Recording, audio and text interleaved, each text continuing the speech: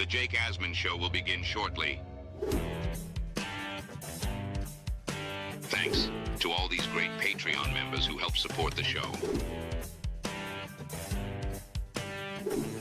Get your SuperChats ready. Jake will be here in just a moment. If you love the New York Jets, this is the place to be.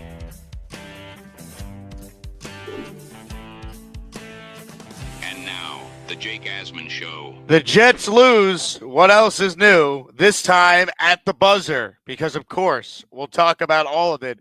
I'm live from my hotel room in Tampa. My voice is gone. I almost melted, and our postgame show starts right now. We have to look at that. Watch the tape. Apparently, I didn't have the guys ready to play. And it's not okay. You still have to fix those problems that you saw on tape. The 2025 New York Jets season is officially here. Can Aaron Glenn lead the team back to the playoffs and finally deliver on the promise this roster has shown? Every step of the journey, the Jake Asman Show will have you covered, breaking down all the storylines, every game, and everything in between. Please subscribe and hit the like button below. Super Chats, baby. Cut the line. The Jake Asman Show starts right now. Oh, live from my hotel room. Just got back. And as usual, anytime we do one of these road trips, the best parts of the road trip never include the actual game. Never. Everything is great until the game begins. That is the life as a Jet fan. And let's start with this. This game in particular, if anyone is unaware of what the life of a Jet fan is like, have them watch this game. Just show them this game and say this is what it's like to be a fan of the New York Jets. Before I get into all the thoughts I have watching the game today, I just want to thank everyone I met here in Tampa. There were so many Asmaniacs that I met over the last 2 days. We had 300 people at the Tampa Jet Fan Club bar last night. Our tailgate today was incredible. So there's just too many to name, but anyone who said hello, anyone I took a picture with, tag me on social media. I'll continue to repost it.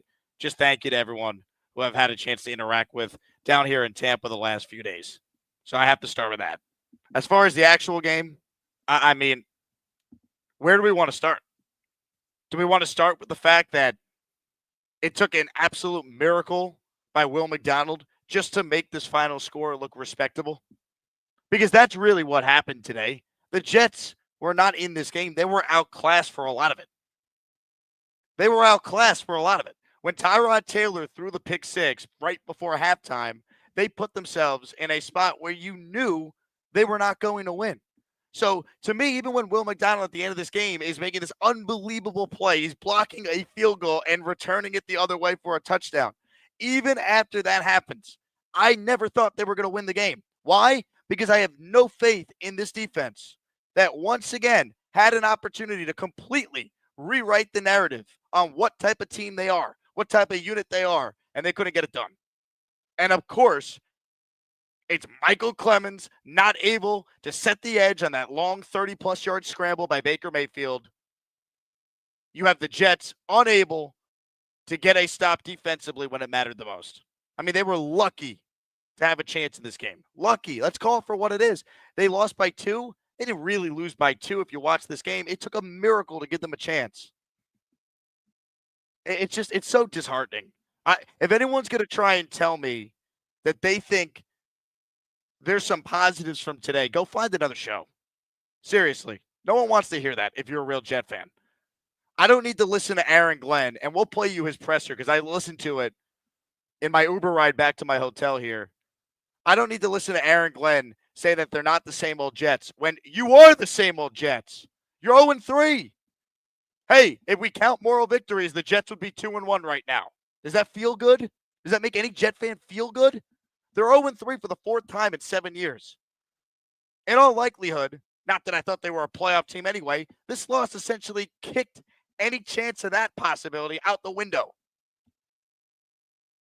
I mean, they mainly had a chance in this game because of a miracle play by Will McDonald. And let's call it for what it is. A banged-up Buccaneers team committed a bazillion penalties, allowing the Jets to hang around.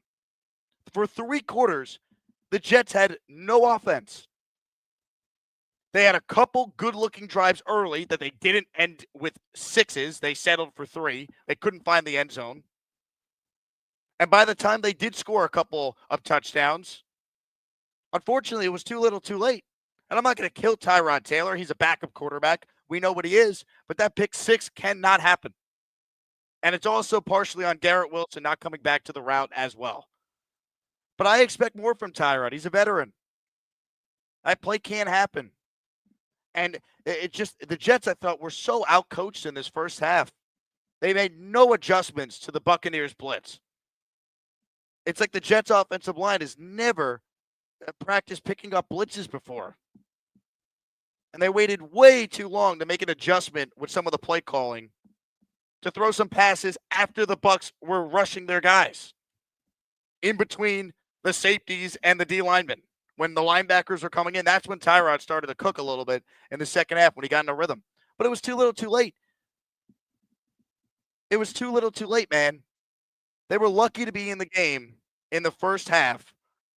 And then at 13-6, with a minute 43 to go, you have the ball with a chance to rectify the entire first half if you end the half strong and Tyrod throws the pick 6. I mean, they were inept for so much of this game.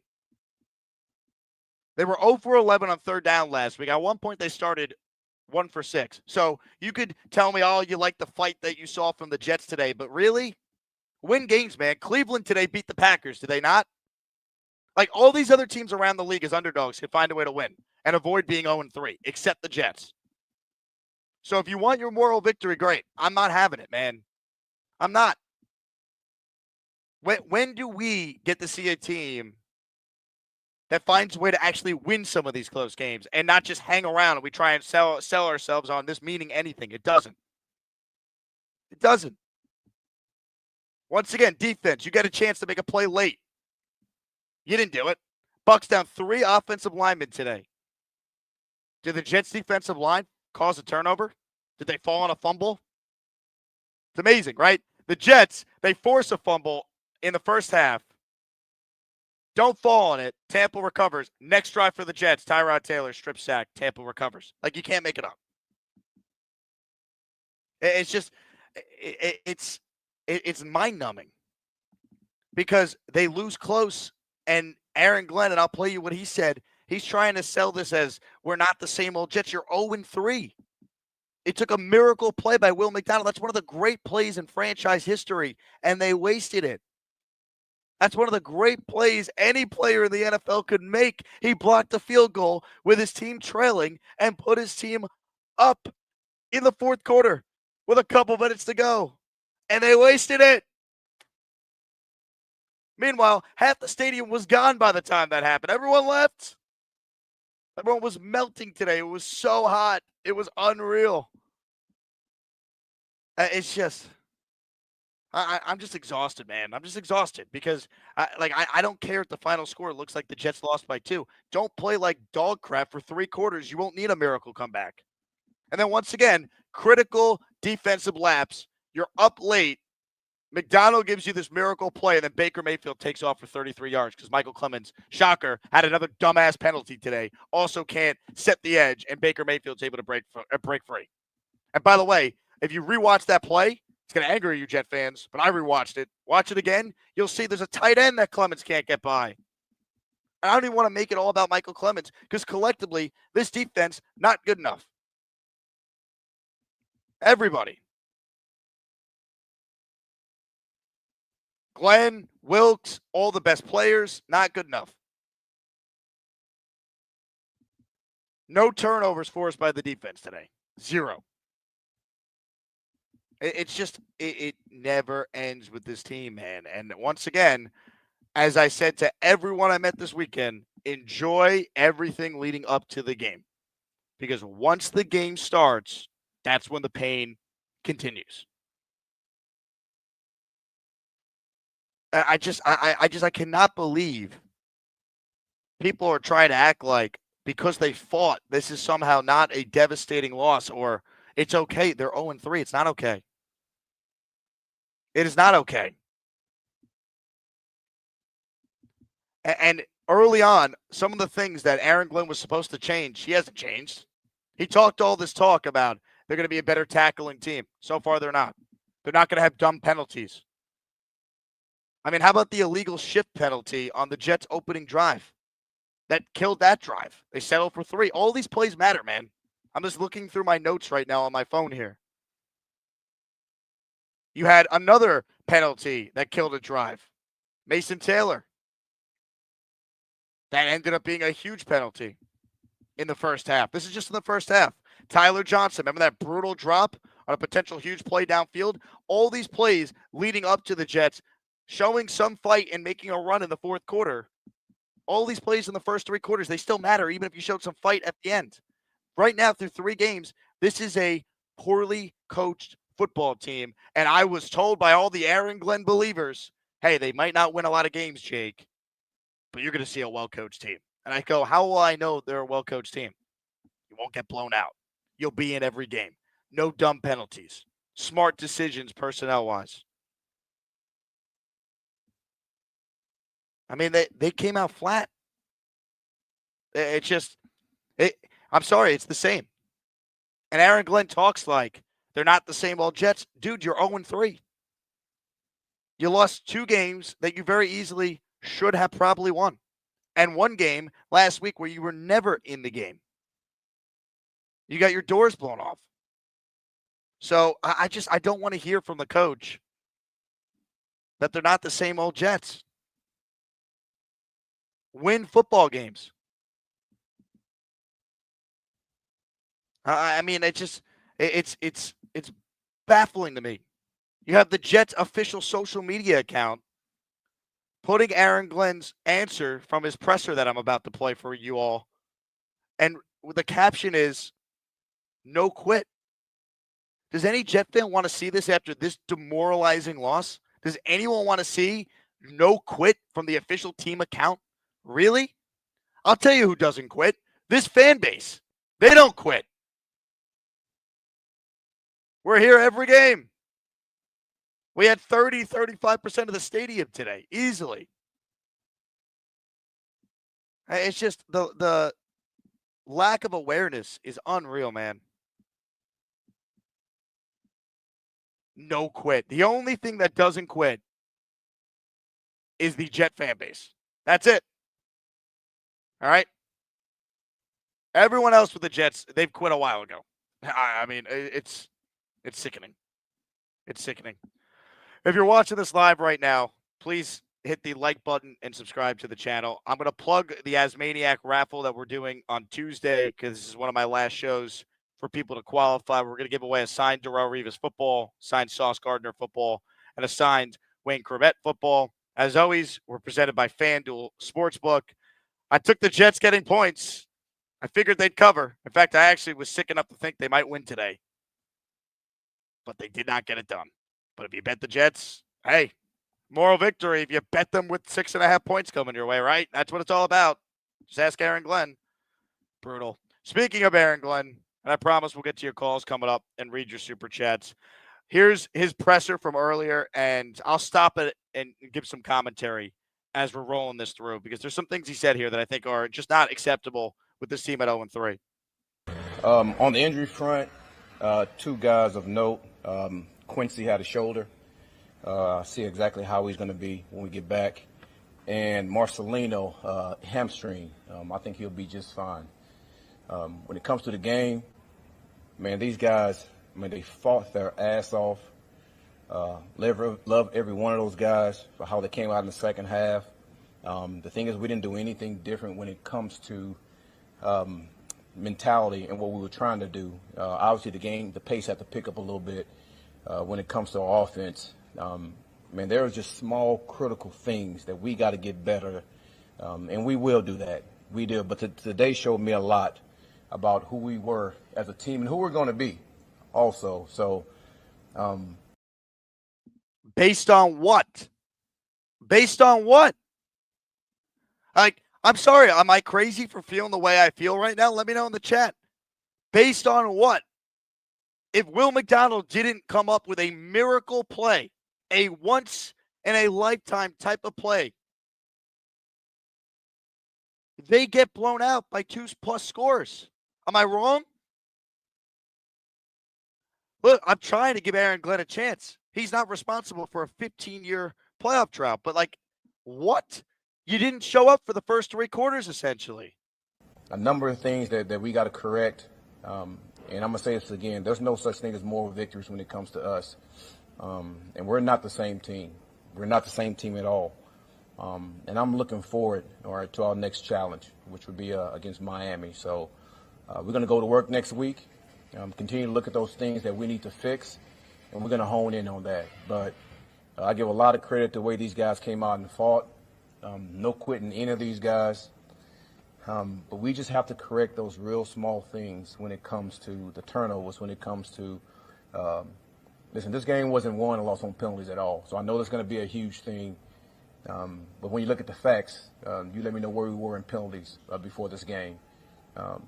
So I'm not even going to use that as an excuse. So we got to get better. I know that. We will get better. But I like exactly the way our guys fought. It seemed like Tyrod was, getting a little bit more rhythm in the second half. Just kind of what did you see from him in that second half? That's exactly what he did. I think Tanner did a really good job. We talked at halftime as far as some of the calls that we knew that he liked. We want to make sure we get those in, and we got him in at a more rapid pace. And just like any quarterback, man, once those guys get into a rhythm, man, they start to see the game a lot quicker, and things really slow down for him. And I thought that's what happened to him going the second half. The thing that we have to do is, man, how quickly can we start that process of us being able to move the ball and make those plays? And we have to do a better job of that. That's one of the things that I was talking about how we got to go to work next week and make sure that we correct those things and making sure we start a little bit faster. What were kind of the emotions like at the end there? You go from that high of that punt return touchdown and then come right back and score, obviously. But man, it's always tough. But here's the thing that we also talked about is confidence and belief. And that's why I say these guys are not the same. These guys believe. And we're going to continue to believe.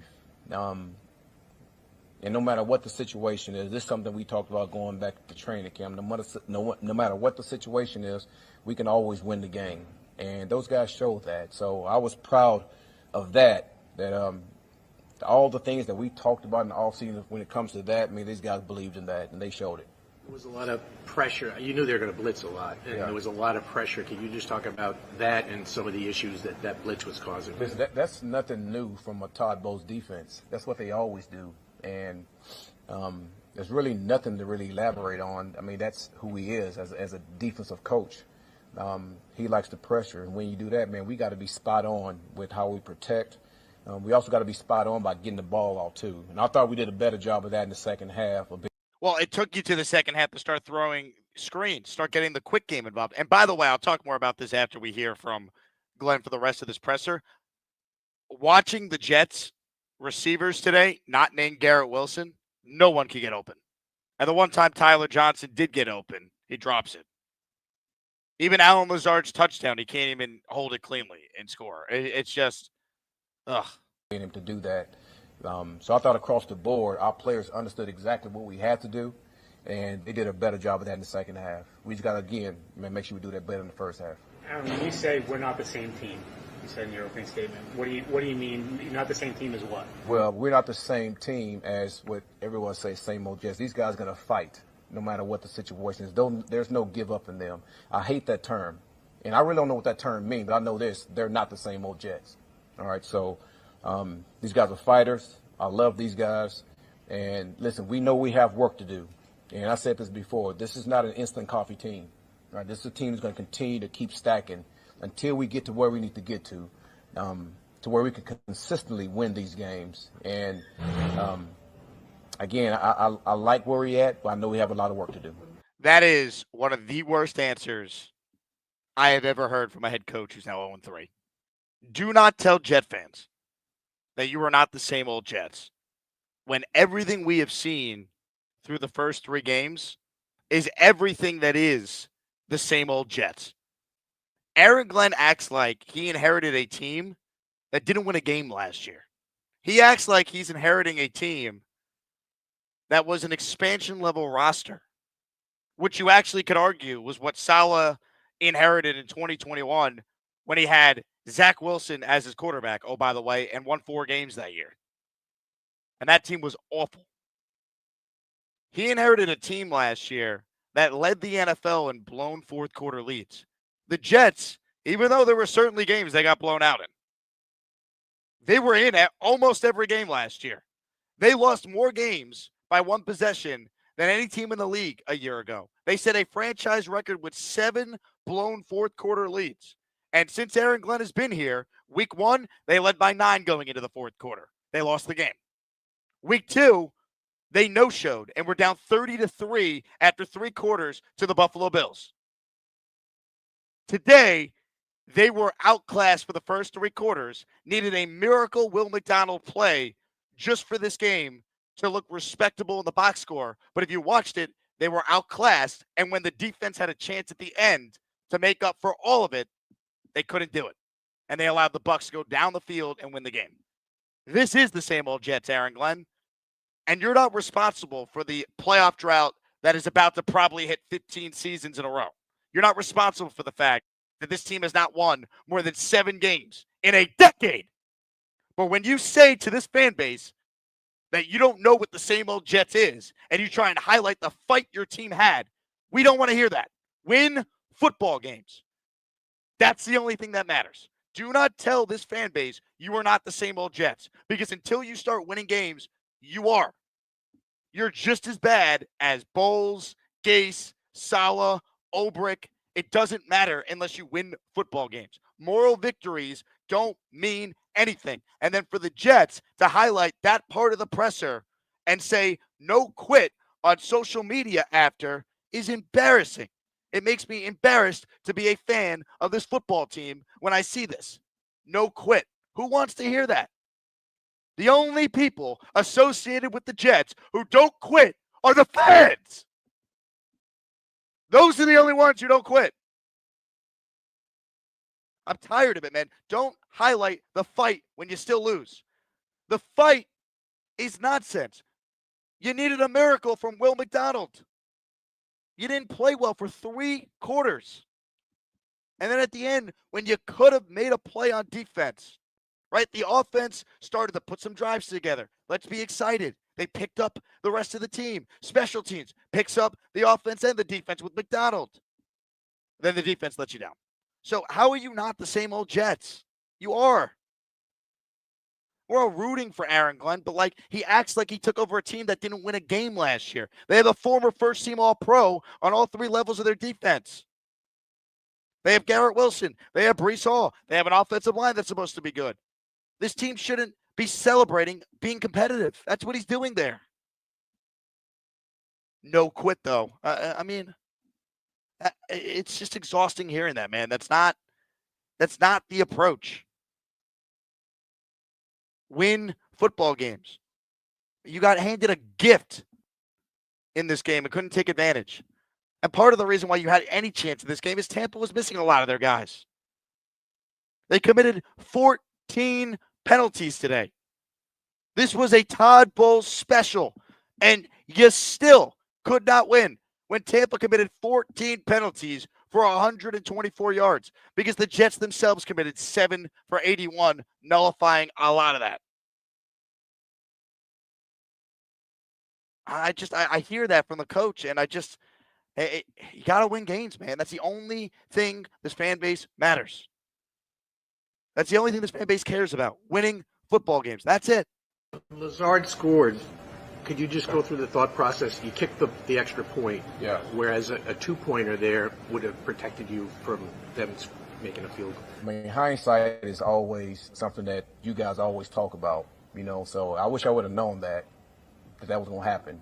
But the thing is, it gave us a chance to go and score a touchdown like we did and get the lead. So I'm not going to go back and just think about what could have, what should have happened. That's what you guys do. I just know this. I know our guys fought their ass off to try to win this game. And I like everything that we did when it comes to decision-making when it comes to this game. Did you feel like Will was getting close? I know he had the running into the kicker earlier in the game. Did you see that coming? Well, our special team coordinator, Banjo, does a good job of identifying guys that can go make a play for us. And It just so happened doing scout team, Will wanted to rush the kick, and he was rushing from the edge. And me and Banjo looked at each other like, listen, we might give this guy a chance. And then we did. We had some edge rushes, and then the one critical one where he was able to leap and be able to make a play was one that Banjo did a really good job of calling at that time of need. And listen, playmakers make plays. And that's what this game is all about. I mean, there's a number of things that can go through a game. There's ebb and flows that goes through the game. But at the end of the day, your playmakers got to make plays. And that's what Will did. Couple more. With the pass rush of the Jets today, one sack against the patchwork offensive line with walk out and go to be out and works out. Is that a little disappointing? You know what? How many holding calls do they have? 7. I'm not disappointed at that. So when you look at the totality of what happened, I thought those guys did a really good job. The thing that we do have to do a better job of, we had them in our grasp a couple of times, and we just got to finish those plays. So I know for a fact that we can make all these deals of, what could have happened. But the thing is, they forced 7 holding calls, and we had a guy in our hands, and that's what I'm disappointed in. You didn't force any turnovers, though, Aaron. You didn't turn anyone over. They didn't turn Tampa over on defense. The Jets had 2 turnovers on offense. Well-coached team. That's what we want this team to be, right? That's not a well-coached team if you lose the turnover battle every week. The defense did not play well today. That's another answer. I just disagree with the head coach. We had him, and we didn't finish the play. Aaron, as a coach, how do you balance? I mean, you stressed the positives about how they didn't quit, but at the other, there's no moral victories, and you are 0-3 right now. Yeah. So how do you present that to the team in terms of a balance? Well, you just said we're 0-3. We're 0-3. How many more games do we have left? 14. That speaks for itself. We have a lot of games to go play, and you can build on this. You can build on this. The one thing I don't do, which I understand that New York media tries to do, is the negative parts of it, but I'm not going to be that way. I'm going to let you guys deal with that. We're going to look at the things that we did well, and we're going to continue to push forward because we're going to improve, and we're going to make sure we get over that hump. I do know that. Don't make this about the New York media looking for the negative things. Don't blame. Look, I get it. No one loves the media. The media is not why the Jets are 0-3 right now. The media is going to harp on the negative things. What question that was asked there was unfair by the big, bad New York media? Tell me. Come on, man. We're going to now only harp on the positives? I thought this is Mr. Accountability. It's such a double standard, that answer there from the coach. It really is. Sauce Gardner, you didn't mention him among the injuries. Well, he came back in. Yep. Make sure you look at the game. So now he takes a shot at Samiti there because he didn't like the 0-3 question. And Rich didn't realize Sauce was back in on the final drive. So Glenn gives it a little shot at Samiti there. Make sure you watch the game. Rich has been watching this team for 40 years on the Jet Beat. Why would he expect it to be any different? That's the problem. I mean, that was a bad press conference. I'm sorry. I think there was way too much. We fought. We were in this game. We're going to stress the positives when it took a miracle play by Will McDonald just to give you a chance. And then, you know what? I'd be all about showing fight if the defense then said, you know what? We were just handed a gift by Will McDonald. Let's go win the damn game. Let's go get a stop. Let's go force a turnover. By the way, Mike Evans, was he out there on the last drive for Tampa? No! Were they down 3 starting offensive linemen and Mike Evans on that last drive? Yeah.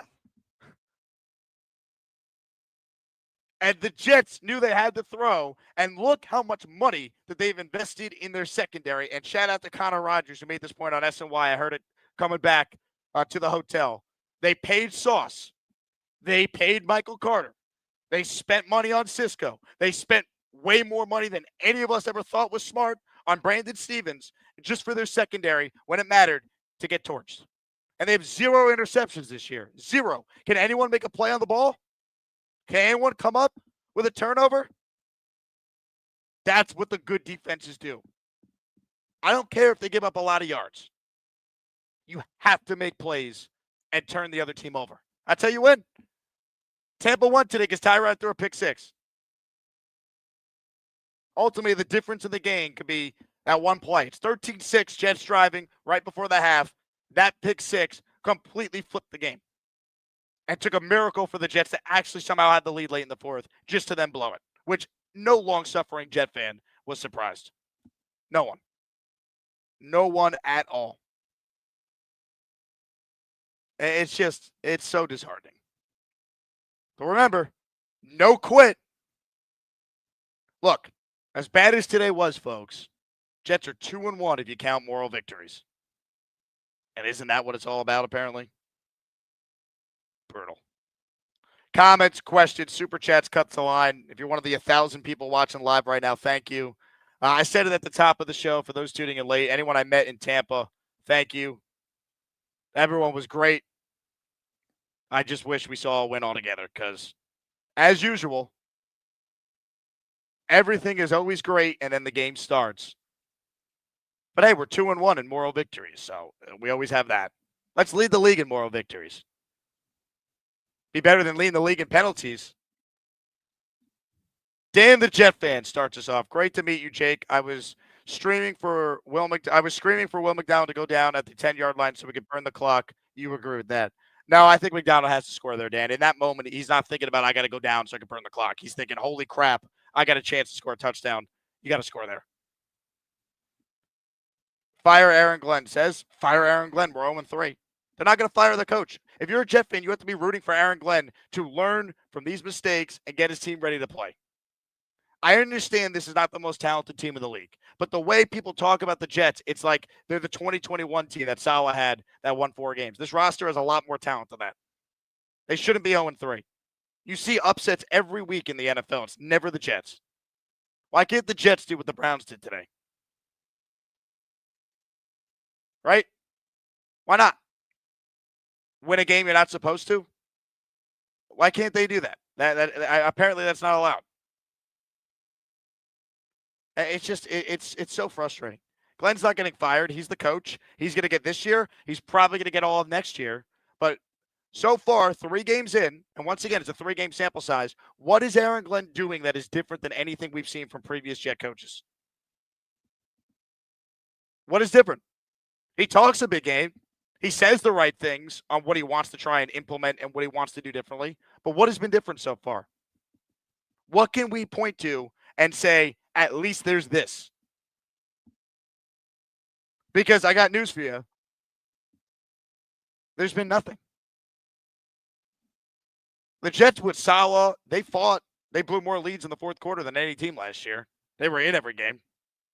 They had some stinkers. They had their Buffalo game last year. They had their Arizona game last year. But in game 2 for Aaron Glenn, after everyone was saying moral victory after week 1, I think the players fed into that, and they weren't prepared last week. And then today, they come out, their season on the line, and they were flat. They were sluggish. They couldn't make enough plays. They were down multiple scores at halftime. Danger zone. The only silver lining is Tyrod can find Mason Taylor, plus Braylon can run the ball. Great. Nick Folk is awesome. We got that. If the Jets had Nick Folk last year, I mean, who knows how their season would have played out. C says, loss is a loss, but Saleh's Jets would have just... See, I disagree with this. Don't give me the Saleh's Jets would have just packed it in at halftime. I think people want to try and remember Robert Saleh's tenure. Like, the Jets just got their ass kicked every week. That's not what happened. He was not a good coach. And Ulbrich was horrendous, even worse. But once again, they had 7 leads in the fourth quarter last year and blew 7 of those games. They had 7 losses where they led in the fourth quarter. This was not a team last year that was outclassed, where they were just dominated. The Jets have played, what, 1 good quarter in their last 8? The fourth quarter today, they played well. Until it mattered, and then, you know. Michael Gonzalez. Jake, what changes? Clemens again. I don't get why he's still on the team. Because Darren Muji and Aaron Glenn miscalculated and misevaluated that position. They thought they could be the ones to coach up Clemens. He's 6'5". He's built like a physical specimen. We could fix him. They can't. And if anything, the key guys on this defense have all gotten worse.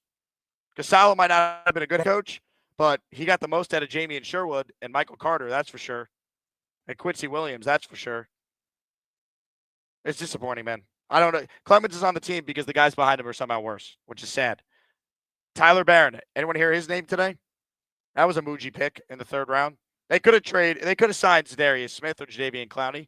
They could have added someone. The best moves Muji made was right before the season when he traded for Phillips and Briggs. They needed to add another edge. They didn't do it, and you're seeing it come to roost and hurt them. And not having a number 2 receiver today hurt them too. I saw it firsthand. And they're not using Breece Hall in the passing game the way I figured they should. But the problem is, relying on your running back to be your number 2 option is very difficult to do. Tyrone says, why when I saw what was left in the clock, my excitement disappeared, but good job special teams. It's going to be a long year. It's going to be a very long year. What have we seen that tells you that they're going to turn this around, that there's something going to be different? I don't think they're going to beat Miami next week. I mean, they could. I don't feel great about that game. How could you? Miami, the Jets are just as bad as the Dolphins. AZ says, Glenn is more of the same of what we're used to. Glenn could say they're not the same old Jets, but until you win games, it's all talk. What is different? See, we were robbed of an all-time Jet win, and Will McDonald was robbed of a forever play in Jets history. Burkinator, Super Chat, he earns 2 raffle tickets with this. Anyone who thought the Jets were going to win after the block kick for a touchdown has not been a Jet fan long enough. Dylan Terreman is sitting to my left over here. After they blocked the kick, I said to him, they're still losing this game. Any real Jet fan knew there was too much time because the defense is incapable of getting a big stop. Michael says, looked at me like the D-line penetrated, and then the rest couldn't tackle. Everyone knew the late miracle would not hold up. Saw us with the post-tackle injury. Classic. Yeah, he came back in the game at the end, but it didn't matter. And the Bucs didn't have Mike Evans on that last drive. Did it matter? Burkinator, I knew as soon as the Bucs got the ball back, 1:49 left or so, Jets wouldn't even make it interesting after that 4 plays to field goal range, including a Baker 30-yard scramble. Yeah, I mean, of course. Jeff says, why should this fan base trust Aaron Glenn and the coaching staff to make necessary changes when they can't coach out the same mistakes we've seen since the preseason? Enough is enough. Look, we're all rooting for Aaron Glenn. You should if you're a Jet fan. But until they win games, there's nothing that he has done through 3 weeks that tells me he's our guy, that he's any different than any of these other coaches. And once again, Woody Johnson continues to hire first-time head coaches from a defensive background. So you have guys that are learning on the job in the biggest media market in the world, learning on the job, working for a franchise that has not made the playoffs in 14 seasons. So the fans, and it's not Glenn's fault for that, but the fans, we're not going to be as patient as we normally would be because all we're used to is losing. And we just want to see some improvement. We don't want our season over on September 21st, which it essentially is. NYJ, Dolphins are going to have a get-right game with us. Guys, I got news for you. Any team the Jets play on their schedule right now, other fans are looking at it as an automatic win. We have to beat the Jets if we're going to do this. Oh, we want to be a playoff team? We have to beat the Jets. Oh, we want to keep pace with so-and-so for the top seed in the conference? We got to beat the Jets. Like, they're the punching bag until they're not. It's that simple. Danger zone. Breece past 2 weeks. 19 carries, 50 yards. Not good enough. Coach James, we were outcoached. OC doesn't react really late. It took Angstren way too long to start mixing in the quick game to the Bulls blitzes. I agree. DC as well as Glenn. They're being served as coaches. Glenn has ego-itis. He needs humility. I mean, he's not going to get it anytime soon because you just heard Aaron Glenn try and tell you that he's proud of the fight. They needed a miracle play by Will McDonald for the quote-unquote fight to make this final score look like they were in the game. Like they just lost to the better team. Chuck W. I'm numb, just numb since the Steelers games. Moral victories mean nothing. We are what our record says we are. Moral victories mean nothing. Zilch. The funniest thing is, I had to laugh at this. I got a tweet today. I checked my phone during halftime of this game, and thank God I had club level seats. So I went inside for a little air conditioning. Otherwise, I would have died. And I got a tweet from this guy today. All right, I don't even know the guy's name. He's some doofus, but I'll put it on the screen. Phoenix Million. So I tweeted 3 games in. And this is a poorly coached football team, right? And this guy tweets me, do you ever have anything positive to say? Really, why do you do what you do? You're as miserable of a New York sports guy as I've seen, and that's almost 60 years of my life. Mind you, the Jets were losing 20-6 when I sent this tweet at halftime. Like, the people out there who will shill for their team no matter what and won't be honest, you're an embarrassment to society. I will be positive when the Jets do this thing called win football games. That's all I want. That's all anyone who is a real Jet fan wants. Do you think I like being upset every Sunday? It ruins my love of football. It really does. Like, I don't get excited now to watch any of the other games this weekend. It's misery now the next couple of days. It's misery getting up at 5 in the morning tomorrow to fly back to New York after this loss. Like, I don't enjoy any of this. I want to be positive. But I'm sorry, 3 games in, what is there to be positive about? They're 0-3. We have 2 moral victories. Where does that get the Jets? And for those saying tank for who? Tank for this player. They'll pick that player. That player sucks. You got to hire the right people. And it's way too early to say whether or not Aaron Glenn could be a good head coach or not. But until they win games, there's nothing to be positive about. But 3 games in, I am very concerned with everything with this team. I don't think they're well coached 3 games in. And that has to change for them to have any chance, no matter what draft pick they end up getting. Veterans Fitness. Yeah, you're right. We're not the same team. We got worse, and there are no facts, and your excuses are all there. I have no idea what this means, Veterans Fitness, but I think we're in agreement on some stuff there. Thank you. Rick Gordon. Rick, great to meet you and your wife. My old bones are hurting after frying in the heat. I watched it from the hot dog stand from the 5-minute mark of the first quarter and left after 3, which I never do.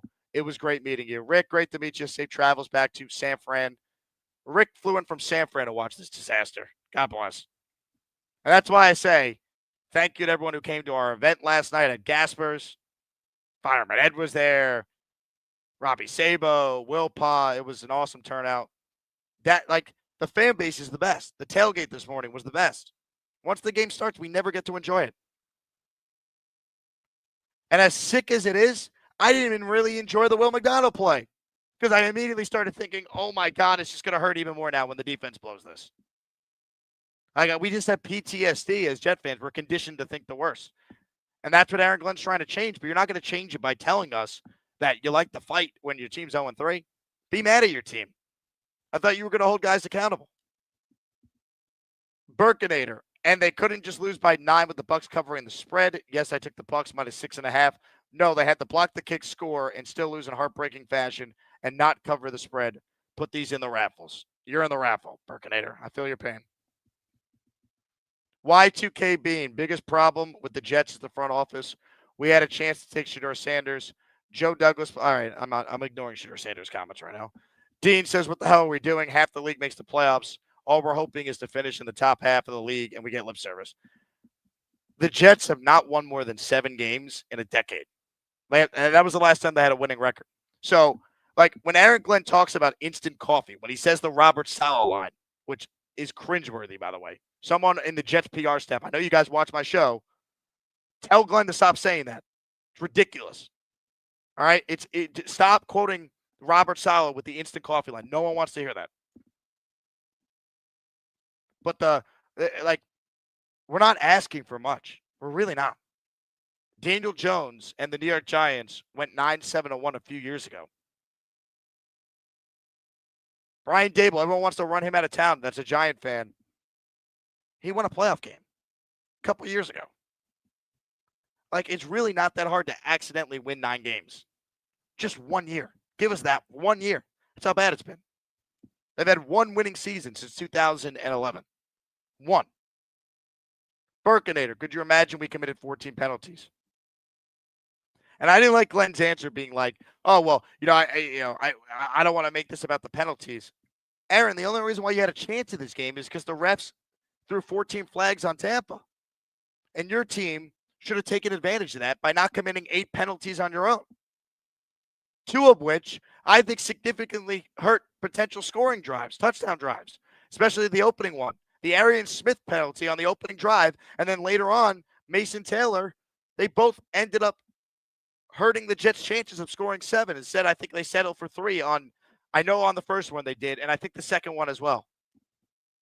Y2K, after the Commanders on the road put up 45 on his defense, why did we hire Glenn? Got rid of Rodgers, Adams, didn't run it back. Now we're 0-3. Thanks. I'm not using Glenn's last game as the Lions DC as a reason to not hire him.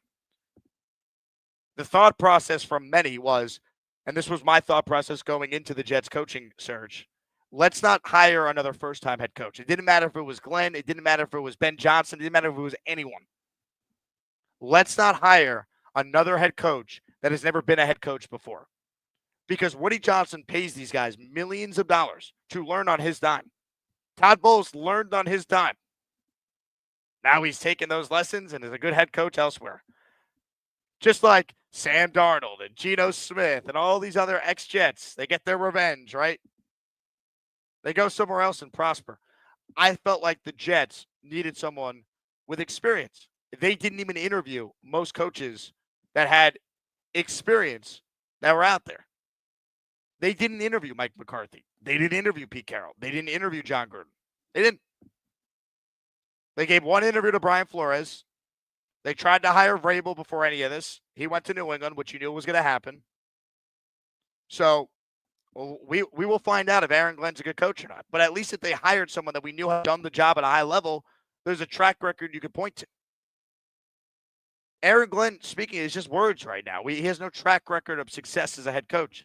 It's going from a coordinator to a head coach, as we all know, is an entirely different position. Terry T with a super chat. Jake, why are we the only team that if they don't play an absolute perfect game, they never win? I don't even think it's that, Terry. I just think the Jets are a team that just finds new ways to lose. They just beat themselves.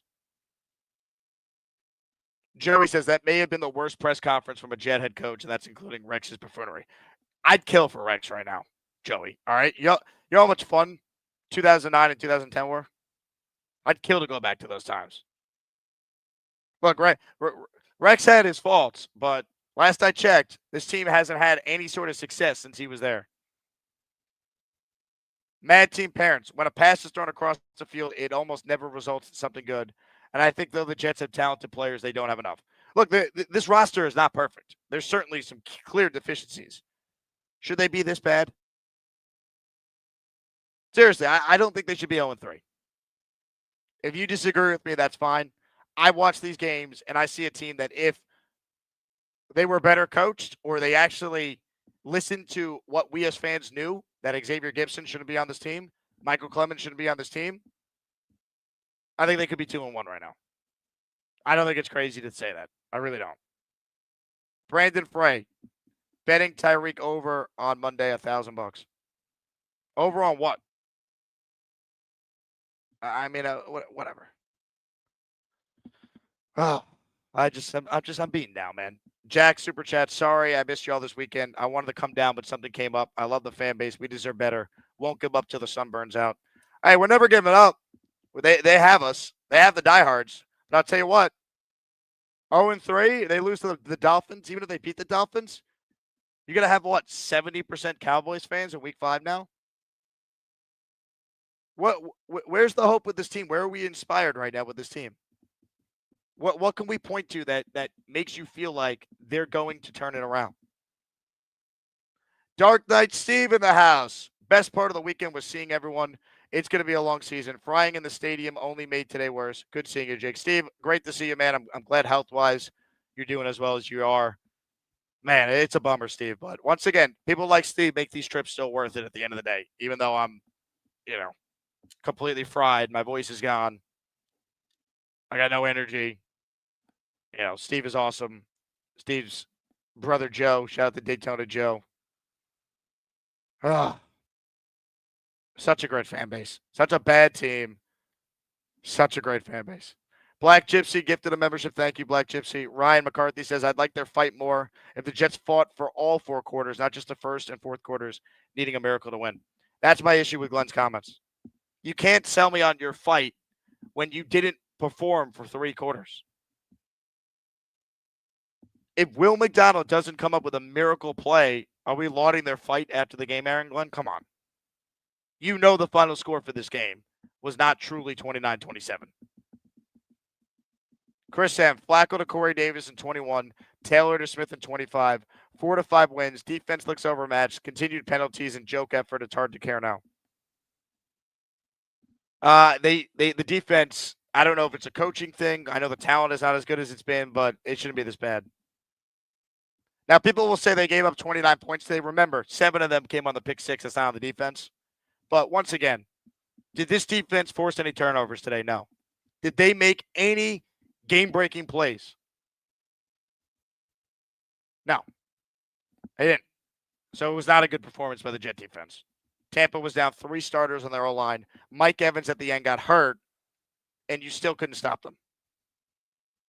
Corley says, we have 0 wins. At a brewery getting drunk. We'll listen to the show later. Shout out to all the Jet fans that travel to watch more poverty. We have mental illness. Curly, that we do. Rick says, Jake, always great to see you. It was awesome to meet people for the first time and see people that I already know. Thanks for the sticker. Rick, you got it. I'm not quite Richie from Jets Media, but I gave away basically every magnet and then whatever leftover stickers I have left. Unreal. Oh. Mac Daddy says, tweet Mr. Comma. No, comma, quit. I just can't believe the Jets social media team thought this was a good idea. Who wants to see this? The head coach tried to explain away a moral victory, essentially. I get it. The team's always going to be positive. They're not going to say, we suck ass. We're the New York Jets and we're shit. I get it. Really? You get the fuck out. Nobody wants to see that. Y2K with Rodgers and Adams for 3-0 right now. I don't know about that. Is Aaron Glenn a good coach? Steve Wilkes a good defensive coordinator? Pittsburgh's 2-1, though. Shocking. Not. They're going to be good this year. They're good every year. Coaching. Mickey says, people forget Rex Ryan's last 2 years were 8-8 with rookie Geno, had 12 touchdowns, 21 picks. Then last year, Isaac went into the year with $90 million cap unspent. I don't want to revisit the Rex years. You're right, Mickey. I think the 2013 Jets was Rex's best coaching job, 8-8 with that team. But this team here in 2025, this team looks like they're poorly coached. They do. 3 games in, I hope it changes, but that's how it feels. Spencer says the producers at ESPN should be fired if they air the game next week. I may catch age watching the 2 most incompetent teams play Monday night. Spencer, I'll tell you what. No one's going to be fired because the schedule was set by the NFL and not ESPN. If ESPN could flex out a Jets offense, they would do it in a second. It's too early for that. All right, before we get to your calls, reminder to hit the like button if you haven't already. Your super chats will continue to cut the line. We do have our raffle on Tuesday, so even if you're down in the dumps, if you want to enter the raffle to win a Revis football, a Sauce football, and a Corbett football signed by each of those guys, gift a membership or send in a $10 super chat or higher. Reminder, the show is available on the podcast, on Spotify or Apple, audio version of the YouTube show every day. So a bunch of people came out to me saying, I listened to you on the podcast. Well, we're on YouTube and we're on Apple and Spotify each and every day. We're presented today by Hall of Fame Bets. Make smarter bets. Jets fans, we're always looking to win. The team never wins, but sometimes maybe you win if you're a sports bettor. I actually won today with a couple of my bets, including taking the Jets, getting a bunch of points on FanDuel. Now, as far as Hall of Fame Bets goes, Hall of Fame Bets is a tool that basically helps you make smarter bets. Smart bettors don't just rely on gut feelings. They take data, they use that data, and they make an educated decision. Hall of Fame Bets, in a nutshell, is here to help you do that. They have a parlay optimizer that lets you see which legs might bust so you can adjust your bet before a kickoff. They crunch a bunch of different data points right away, whether it's a same-game parlay or a money line pick. They do all sorts of data analysis. You don't have to do it. The app does it. It was designed by a bunch of Ivy League nerds. So with one click, You could send your bet straight from HOF Hall of Fame into your sportsbook app. You'll save time. You'll save stress. You'll have better odds to win. Over 1 million users already trust Hall of Fame. It's rocking a 4.9 rating in the App Store. So right now, listeners of this show, you can get a 7-day free trial plus 50% off your first month with HOF. Just download the HOF, the Hall of Fame app on iOS or Android, and use code ASMAN at checkout. Take advantage of it while it lasts. Download Hall of Fame today. Use code ASMAN and start betting smarter. Frankie L., who I met in person this weekend. Shout out to you, Frankie. He gifted a membership. Mickey says, why can't this team never convert a 4th and short? It's because we suck. Raul writes in, hey, Jake, my sister and I had an amazing time meeting you and the Asmaniacs. So glad to be part of an amazing group. Raul, shout out to you and Jess. You guys were awesome. It's the same thing every time. The weekend is always great until the game begins. Honestly, you want to laugh? I'll tell Beningo this tomorrow when I have him on. And by the way, Joe will be tomorrow afternoon because I'm flying back in the morning. So we'll have Joe be on in his weekly spot tomorrow. I can't even read you some of the texts I was getting from Joe. But I overheard like 4 Jet fans having a conversation today in the club area. They were sitting down at a table just watching the game on TV because we were melting. And one guy says to the other, hey, you know this guy Joe Beningo? He has this line. You could change the uniforms. You could change the quarterback. You could change the coach. Change the practice facility. But it's still the Jets. The results never change. I've heard Joe say that many times on this very show. And today felt like one of those days. Snowball says, I hate this team tremendously, but I love them even more. Hey, just because we hate them doesn't mean we don't care. And that's the thing. We still care. All right. Phone line's open. Let's say hello to a combo call here. We have not one, but 2 OGs who watched this game together. So to do this properly, I have to play 2 quasi intros to do this right. Up first. Oh, shit. And then. Get ready for Neil.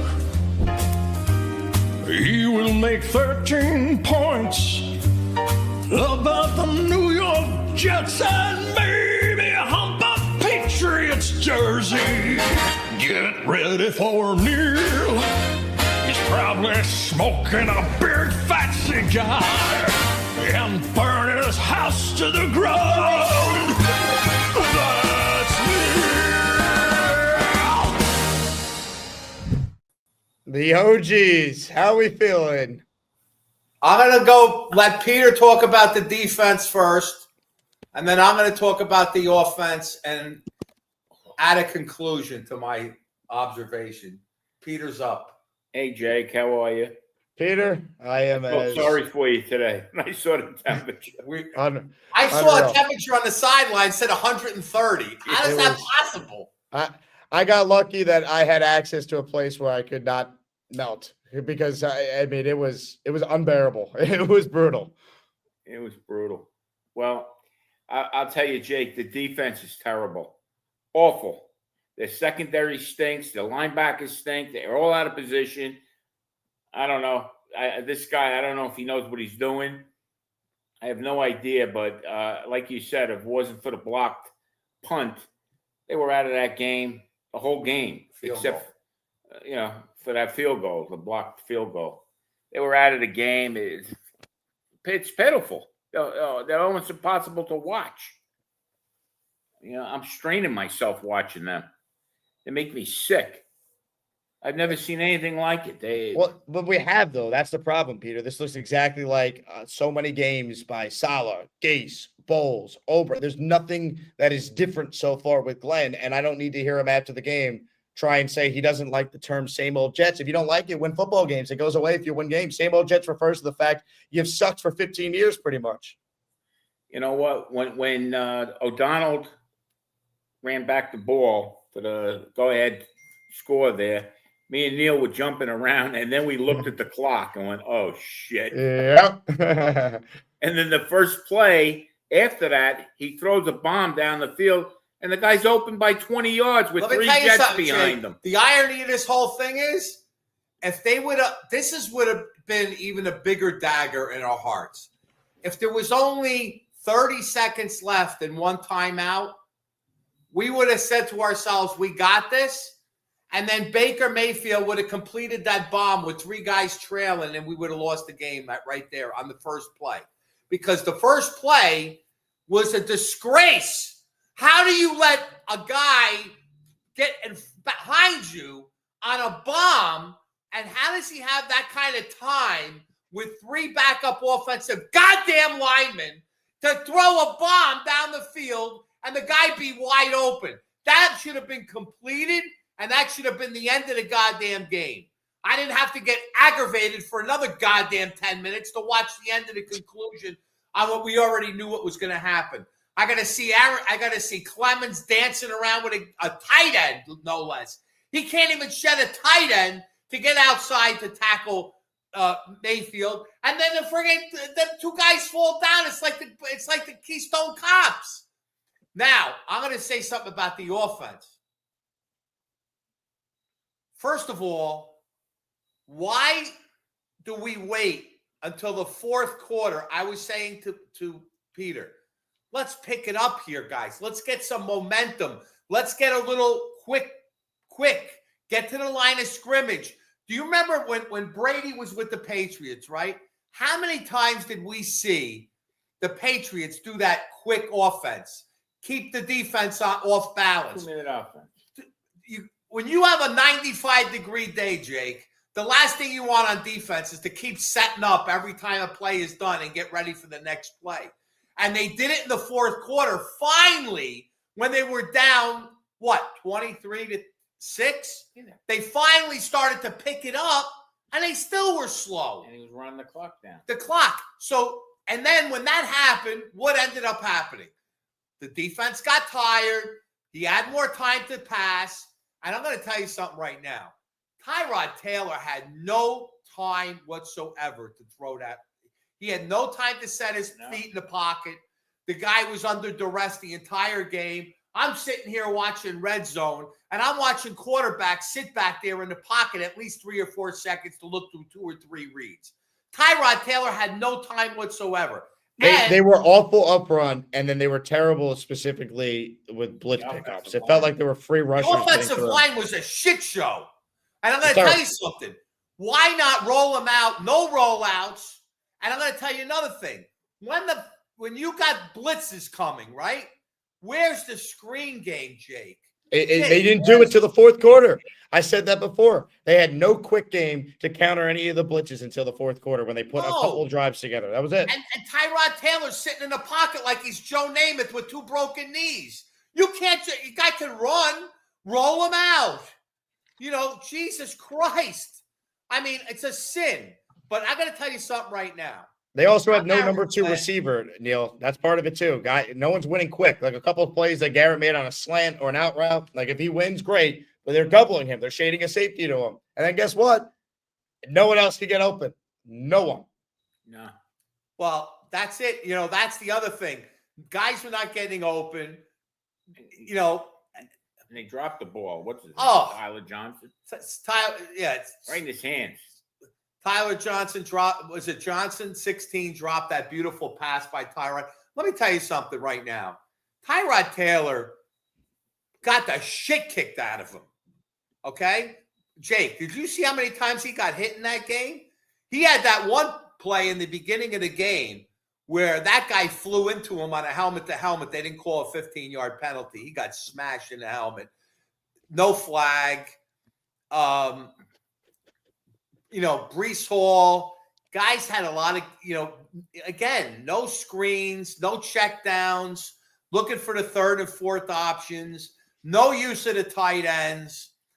And let me tell you something. The disgrace of it all is that we have a coach that's defensive-minded that comes from the secondary, okay? If I was up on that podium, I'd say, listen, everybody, I owe you all a gigantic apology. I'm a secondary player, and I have to coach the worst secondary in the league. And I don't know what I did, and I don't know what I was smoking, But why would I pay $30 million to Sauce Gardner when all he does is follow people around the field and grab? Never looks back at the ball. Okay? Enough with this Sauce Gardner bullshit. He stinks.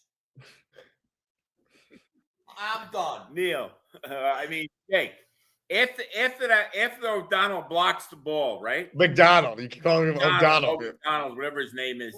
He scores. You think the defense can make one stop? Just one. No, they After can't. The whole game they was given to them, and they didn't want to take it. They stink. They're terrible. I mean, everything you said for the most part, I agree with you guys. These goddamn exploding cigars. I gotta go, Jake. I'll call back later. Shit. I mean, can you blame them for feeling the way they do, Jet fans? They've seen enough of this. It's terrible. More calls. I finally met this guy in person yesterday. His wife was rocking a Beastbreaker t-shirt. Artie and Peg. What's up, Artie? Well, actually, Jake, I already met you at the draft party. But that's okay. right. That's right. You're right. My bad. I made such a great first impression that you forgot all about it. Well, this one was even better because I got to spend, actual time with you. The draft party was just, I was running around everywhere. It was. Yeah, well, it was nice. We got to spend a nice amount of time with you and Dylan at the bar and stuff and whatnot. We had a really good time. Hey, say hi to Dylan. Hey, Dylan, say hi to Artie. Dylan. That's Peg. Look at the suite I'm in, Artie. They hooked me up here. It's the only good thing that happened nice. this weekend. That's not true, but the only good thing I can look forward to tonight, I suppose. I don't know. I know, man. We had such a great time. It was great meeting everybody. I just wanted to pop in and say hello. Dark Knight Steve, the amount of time we got to spend with Rick Kent. The whole weekend. What a great dude, man. Those two guys are great. We got to meet Ricky. Dave Brigger, I don't care what you say about him. That guy is a gentleman. Yes. And he's a great dude. God. That was thrilling. And Gator, I know I'm leaving people out. Aurora, Rat Diddy, everybody was so good. That's why this fan base deserves so much fucking better. It's ridiculous. What we got to put through with this bullshit all the time. I hate it. And you knew when they scored the fucking touchdown, minute 59 left on the clock, we were fucking dead. Everybody knew it. I was watching with 6 people out there, including 2 fucking Eagle fans who just won their game, and they come out, finally, they come outside, hey, we won. Oh, great. Now you watch this shit. So, I mean, I just don't think their players are very good, Jake. I mean, I don't even know what to say. The linebackers stink. The game plan was awful. Like, why the fuck did it take so long for them to make adjustments to get the ball out of his hands faster? He was getting murdered in the first half. I can't believe he lived through the game. It was just ridiculous. I don't even know what to say. We deserve better. I agree. I agree with all that. Good to see you guys, obviously. It's brutal. It's brutal. I mean, any real Jet fan knew that the second McDonald scored, there was too much time left because you had no faith in the defense. I mean, does Michael Carter make any plays anymore? Sauce, can you get an interception? Is that unreasonable? Cisco, I saw Cisco. I had one angle of a play where he just took a horrendous angle early in this game, and it led to a big play by the Bucs. It's just,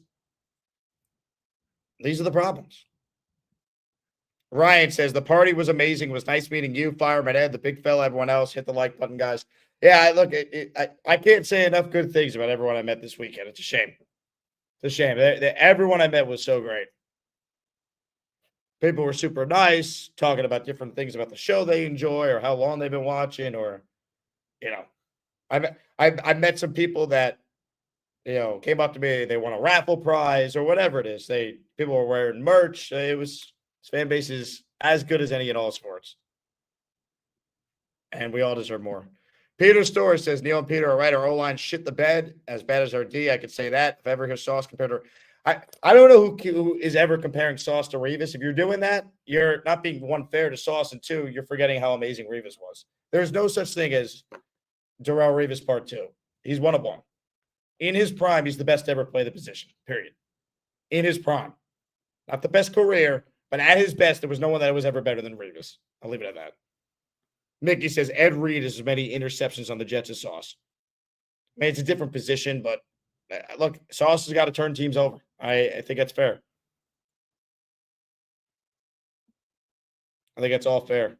More calls. Izzy's next. Let's try and keep everyone's points to under a minute or so we can get to everyone. What's up, Izzy? Yo, Oh my God, man. I'm sorry, Jake. This is bullshit, bro. This is bullshit. Like, how in the hell do y'all get one sack with 3 second-string offensive linemen out there, man? Get to the quarterback. I don't care how many times they called holding like 20 times in the first half. Get to the quarterback still. It's y'all job. Oh God, I miss DJ Reed, man. This secondary is trash. It's trash. I mean, Quincy Williams was moving around a little bit, but like, where is the defense, man? You let a rookie come out there and just shit on y'all the whole game. You let Baker Mayfield run down the field in 35 seconds and score. Basically, like, I mean, damn. We get a break with Will McDonald. That was amazing. Will McDonald is great. You know what I'm saying? He's super athletic. Not many people can just hop over an offensive line like that. But, like, you got to capitalize, man. You can't let this dude with 3 second-string offensive linemen throw the ball to this rookie receiver who might win Rookie of the Year. I mean, he's great. But, like, put some hands on him, man. You're just letting him shit on y'all all game. This is crazy. Where was Brees at? Garrett can't do it by himself. He can't. They know the game plan. Guard Garrett, and we're good. People drop. Mason Taylor, catch the ball, man. That's the second time that you've had a ball that was a little bit out of the way that you couldn't come down. You got to catch the ball, man. It's ridiculous. Over and over again. I didn't even watch the game. I listened to it the whole time on NFL Plus or NFL Mobile, whatever. This is crazy, man. It's the same thing, and you can't even blame Glenn. Like, I mean, sure, he has his faults, but like, where's the team at? Where are the players at, man? Make a play. It's your job. Make a play, bro. Make a play. Some of the way the defenses were lining up, I ain't never seen a defensive lineup like that. What y'all? You look at some of the positions, like how are y'all lining up like this? What kind of defense is that? You got 2 corners out there, and everyone's on the line of scrimmage. Baker Mayfield took 2 steps and threw the ball. No one's playing. The defense is crazy. Like, God damn, I miss DJ Reed. Where's DJ Reed at, man? We need some corners, man. We need some defense. We need some players to make plays on the ball, man. And Steve Wilkes is not the answer. He was the only hire I didn't like out of the whole thing, bro. Like, just you got lineups, you got defensive people lining up. Like, I ain't never seen a defense line up like this ever, especially in a crunch time position. Play some zone. Get some people out there. Confuse them a little bit, man. Baker Mayfield was chilling back there. And yeah, they were holding, but like Quentin Williams, bro, you got to get back there, man.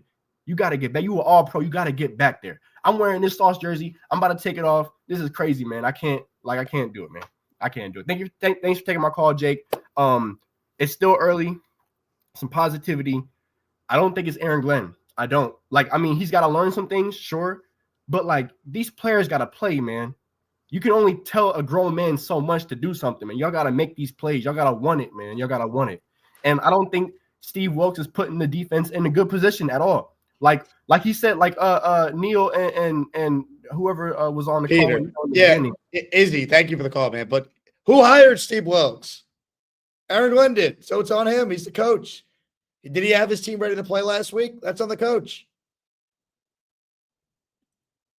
Right? Like, we're all rooting for Aaron Glenn, but the fact of the matter is he's 0-3. Robert Saleh started 0-3 too. Adam Gase started 1-7. What's been different so far? Nothing. Nothing's been different. Let's call it for what it is. They're a poorly coached team until proven otherwise. Their calling card under Saleh was the defense, even though the defense under Saleh never forced enough turnovers either, but they were better. What's the calling card for this team right now? Wrong versus trade everyone, including the owner. Yeah. I mean, it's love the trade the owner comment, as if that's possible. Joe says, fire Glenn, not a good head coach. Okay. If you're any comment that says fire Glenn 3 games in, I can't listen to it yet because it's not going to happen. So I'm not going to waste time on things that are pointless. Eli says, thoughts on next week's starter? Is it too soon to say? I think if Fields is healthy, he's going to start. I think the only scenario where Tyrod would have been the starter next week is if they had won today and he had played really well. Now, maybe if they ended up, if let's say the kick at the end of the game missed and the Jets did win, I think they would have went back to Fields because I don't think Tyrod did enough today, especially with the way the O-line played today, where they would want to stick with him, but we're going back to Justin, who's got more mobility. And they have no running game all of a sudden. They could not run the ball at all tonight. And I get it, they were trailing, they had to throw and try and play catch up. But when the game was still, a game before they were down multiple scores, they had no running game.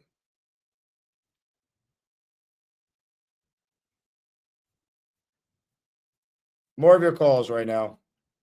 I'm not even going to play this guy's intro. I'm just going to get right to it because we're all depressed. PBM, go ahead. I'm depressed. We suck. This is the end. I said season was over in week 1. And it's officially over in week 3. I see 0-5 in the future. This sucks. Mike, I'm pissed. You're pissed. I'm pissed. But at least you gave us this great moment with your wife the other day. Quinnen gets the sack. Oh, Baker goes down. That's all I got for you. I mean, nothing else to add. More calls. Let's say hi to a guy I met in Tampa for the first time. Met him last night. Ricky NY. What's up, Ricky? Hey, how's it going, Jake? That is your wife. What's that? Oh, yeah, definitely. Even worse. Even worse. I've been the biggest Aaron Glenn guy from the beginning, but that press conference, he just completely contradicts himself. To say we're not the same old Jets and then follow it with, I know we got a lot of work to do. I mean, that was like the jumbo shrimp of press conferences. It just made no sense. He completely contradicted himself. Azaria Thomas did have a nice pass breakup towards the end of the game. I don't know why we're not seeing him more. That was just a huge letdown. I feel bad for everybody that sat out in the heat with me to watch that. But, it was great to meet you and meet so many other people this weekend. Awesome turnout for the meetup. It's good to meet you, Dylan, Rick Kent, Paganardi, Will Parkinson, Leany, Jay Graves, Aurora, Dave Briga, Lee Van, Dark Knight Steve, the big fella, Rob, Gator, Rat Diddy, New York Jets, Florida, Ted, Jets Johnny. And I do want to give a special shout out to Matt and his girlfriend that I met at the meetup, and then they caught up with me and Dylan again today at the game, and went out of their way to say how much they like seeing me on your show and all of our shows. And so appreciate those guys. It was awesome to meet all of you. I really wish we could have had a different outcome. And man, when do we play? When do we play Houston? Like that's the only team that we can look good against, apparently. So. I don't know what to say. I mean, I guess I'll agree with Glenn. They got a lot of work to do. Yeah. The depth at defensive end and the lack of a number 2 receiver.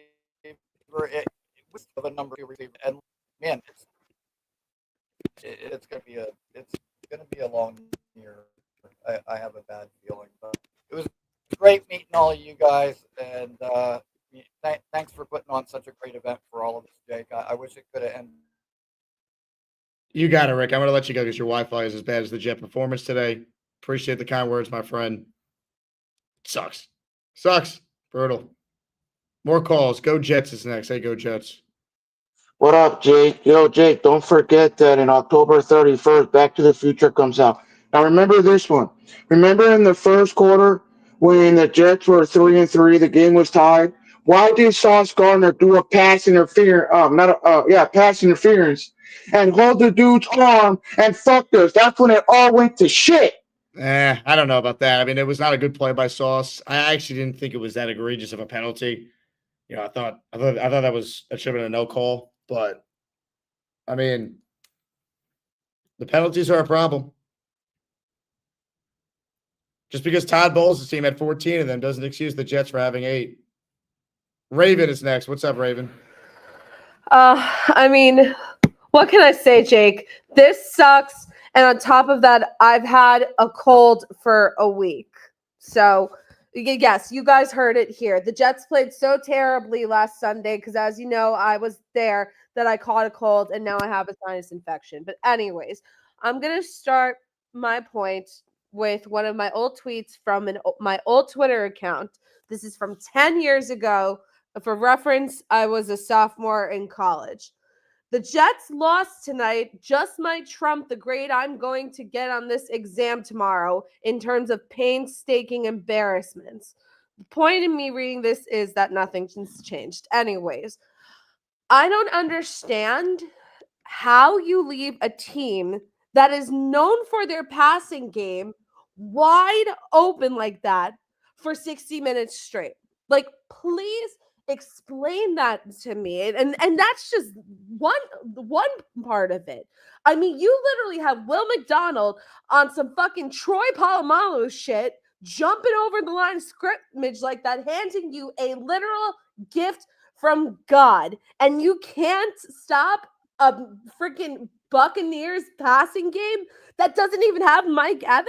Like I said, last week's game gave me a freaking cold and a sinus infection. Maybe this week's game is gonna give me like pneumonia or something. That's how bad it was.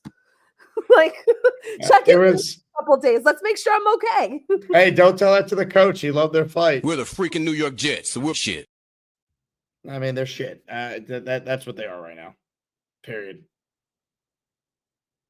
Ladies and gentlemen, he was the star of the party last night. I saw it with my own eyes. Time to say hello to the man, the myth, the legend himself, Daybreaker. He thinks that Charles and Bobby need to get a job. This cowboy hates to see us maniacs complain. What he call him, one punch breaker. You need to get a job. What he call him, one punch breaker.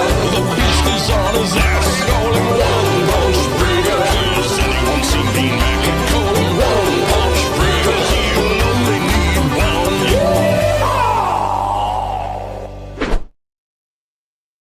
Jake, what's happening? Dave, great to see you last night, my friend. It truly was awesome. Same here. I feel like a steamed lobster. Oh, baby, was it hot out there?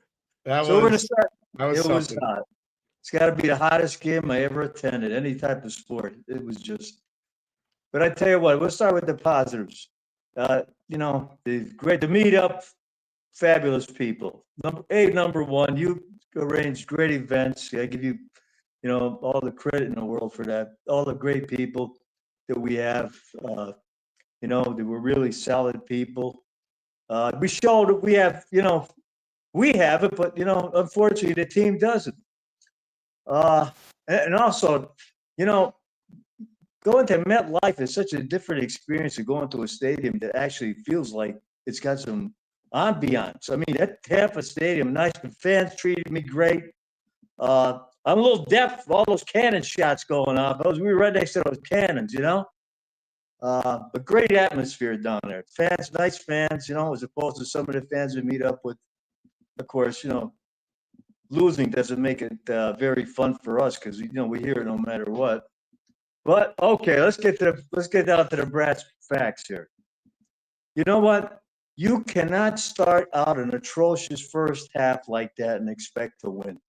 I mean, that is just a display of not having any fire. When I look, when I'm sitting up in the stands, we have all our fans up there, and we're going through that heat. We know the team has got heat because they're actually playing football. But show us you got some life.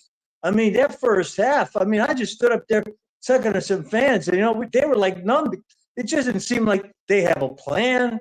They don't have any desire. It doesn't. I mean, they can't run the ball. They can't block. They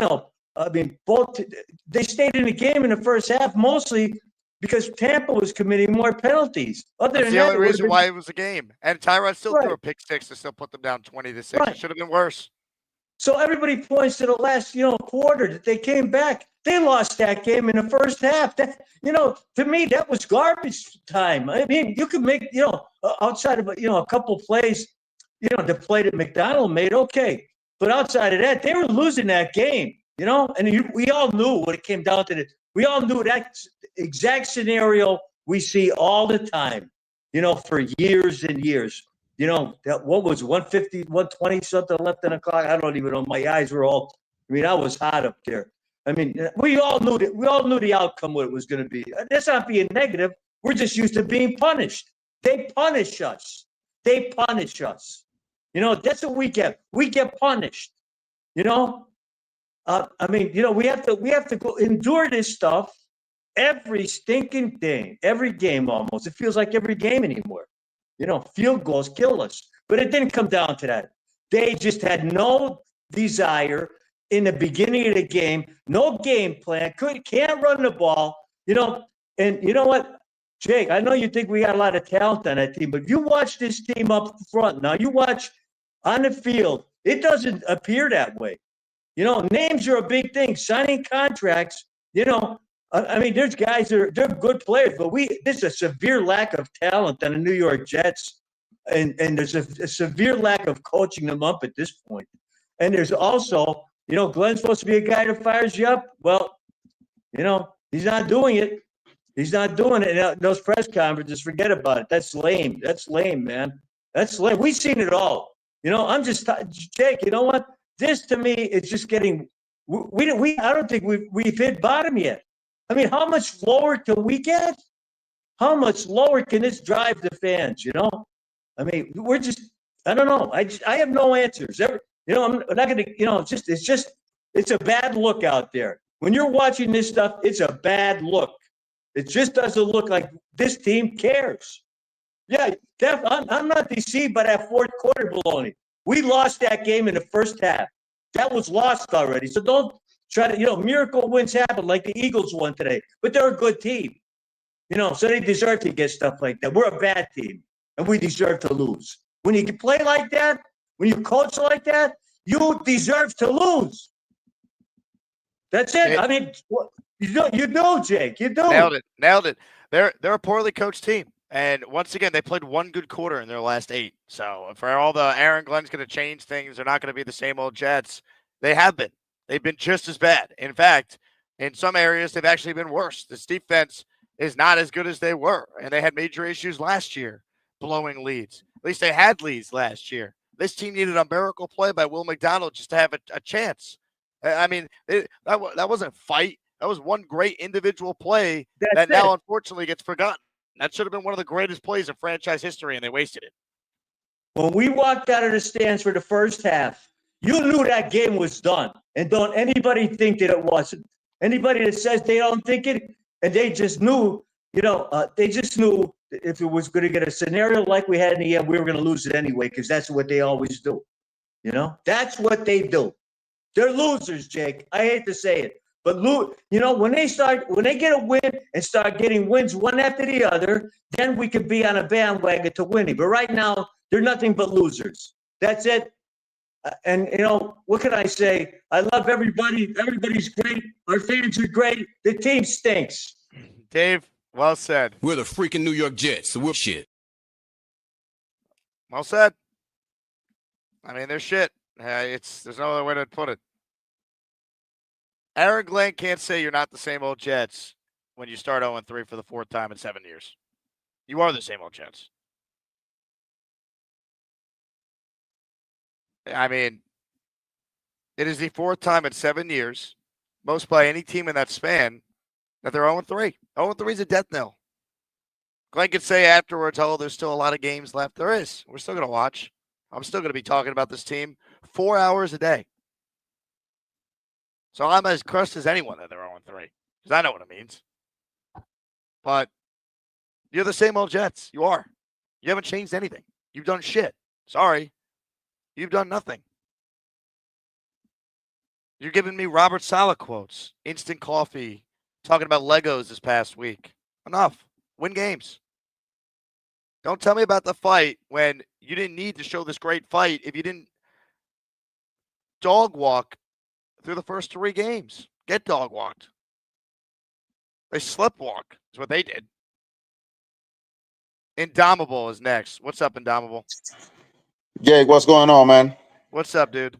Long time no see. been following you since you were in Houston eating Racing Cane's and Chipotle every day. Well, I still do that. It's just in New York now, but I appreciate you. Haven't called in a while, but I always follow the show. Let me tell you a couple of things real quick. The first one is the secondary, man. It is organizational incompetence to have let DJ Reed walk away. And I was watching the Steelers and Patriots game today, and Brandon Eccles out there looking like Darryl Green. I mean, this secondary looks like a bunch of Walmart card pushers that just dressed up for the game today, and all of a sudden we're in an NFL game. Like, what are we doing here? The NFL is a passing league. We all know that. And for the organization, especially Aaron Glenn, which his forte is secondary. That's the way he started as a secondary coach with the Saints, etc. To not have 45. I mean, who we have in safety? Andre Cisco, Tony Adams. Like, the secondary is a joke. That's the first thing. The second thing, I'm gonna be quick. I know you have a lot of people waiting. The second thing, Robert Saleh, every time that I used to call the show before, I used to say that Robert Saleh, not only he was softer than a Twinkie, but also the team looked unprepared under him. And with Aaron Glenn, I'm getting the same vibe. The team week after week is looking unprepared. We never won a game with Saleh after a long week. Like, for instance, if we won on a Thursday night, we never won the Sunday following that game. So the team looks extremely unprepared, and it's concerning to me. I'm not going to say fire the guy like a lot of people are saying, which is, I mean, this is not fantasy. This is not Madden 26. You know what I'm saying? We got to be real. We're adults here. But it is concerning that the team looks so unprepared week after week. And towards the end is the only time that we looked alive. But good to talk to you. To all my Jets fan, man, let's keep the hope alive, because it never ends. The misery never ends. Yeah, I mean, look, indomitable. It's just they're right now they're poorly coached. We're the freaking New York Jets, so we're shit. They're poorly coached. Now, the one thing I'll say is DJ Reed sucked last year. I think we're pretending like DJ Reed was good last year. First off, he quit on the team. Second off, he wasn't good. Brandon Eccles should have been re-signed, though, and I had no problem saying that because I said it on the show, and you can check the tape. It exists. I would have kept him. I would have kept him over Isaiah Oliver, who they went out of their way to re-sign, or Tony Adams. But whatever. Eli says, thoughts on that? I already read that one. Never mind. Justin joins our raffle for one. Reminder, this is like one of the last shows you have to enter the raffle on Tuesday. We're giving away a Corbett sign ball, Sauce sign ball, Revis sign ball. Thank you, Justin. Peter says, yo, Jake's props for what you said about the only people who have not quit is the fans. Bro, I love that. It's true, man. I mean, no quit.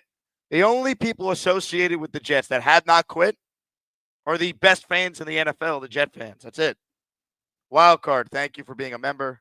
You're in the raffle. C says, rooting for AG. Hope he proves everyone wrong. We're all rooting for him, but we got to see results, man. Nobody's got time to hear that, oh, we're not the same old Jets. I hate that. If you hate that, the only way you could change it is to win football games, man. That's the only way. David T., you're next. What's up, my friend? Hi, Jake.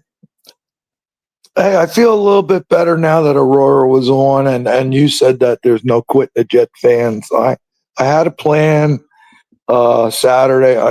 Obviously, I'm still feeling lousy. Saturday, I figured, well, I'm not going to go over there and get people sick, and I figured, well, I'll get a good night's rest and then go to your tailgate party, So the Uber driver dropped me off this morning. I was going to spend an hour or two with you guys.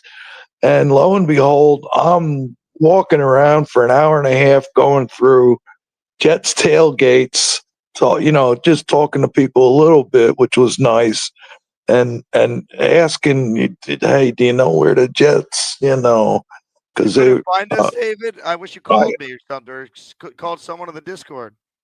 I was upset, and I thought of that. Could I do that or whatever? Yeah, David, I can't believe you were there today and you couldn't find our tailgate. Come on. I was there. I went through about 357 Jets tailgates, meeting some nice people, and I had good intention.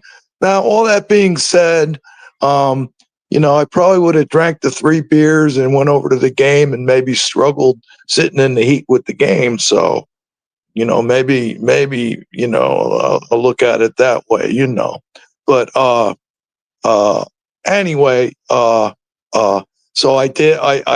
So I couldn't find you guys, and I'm thinking, and my legs were really tired, and the heat was getting to me then.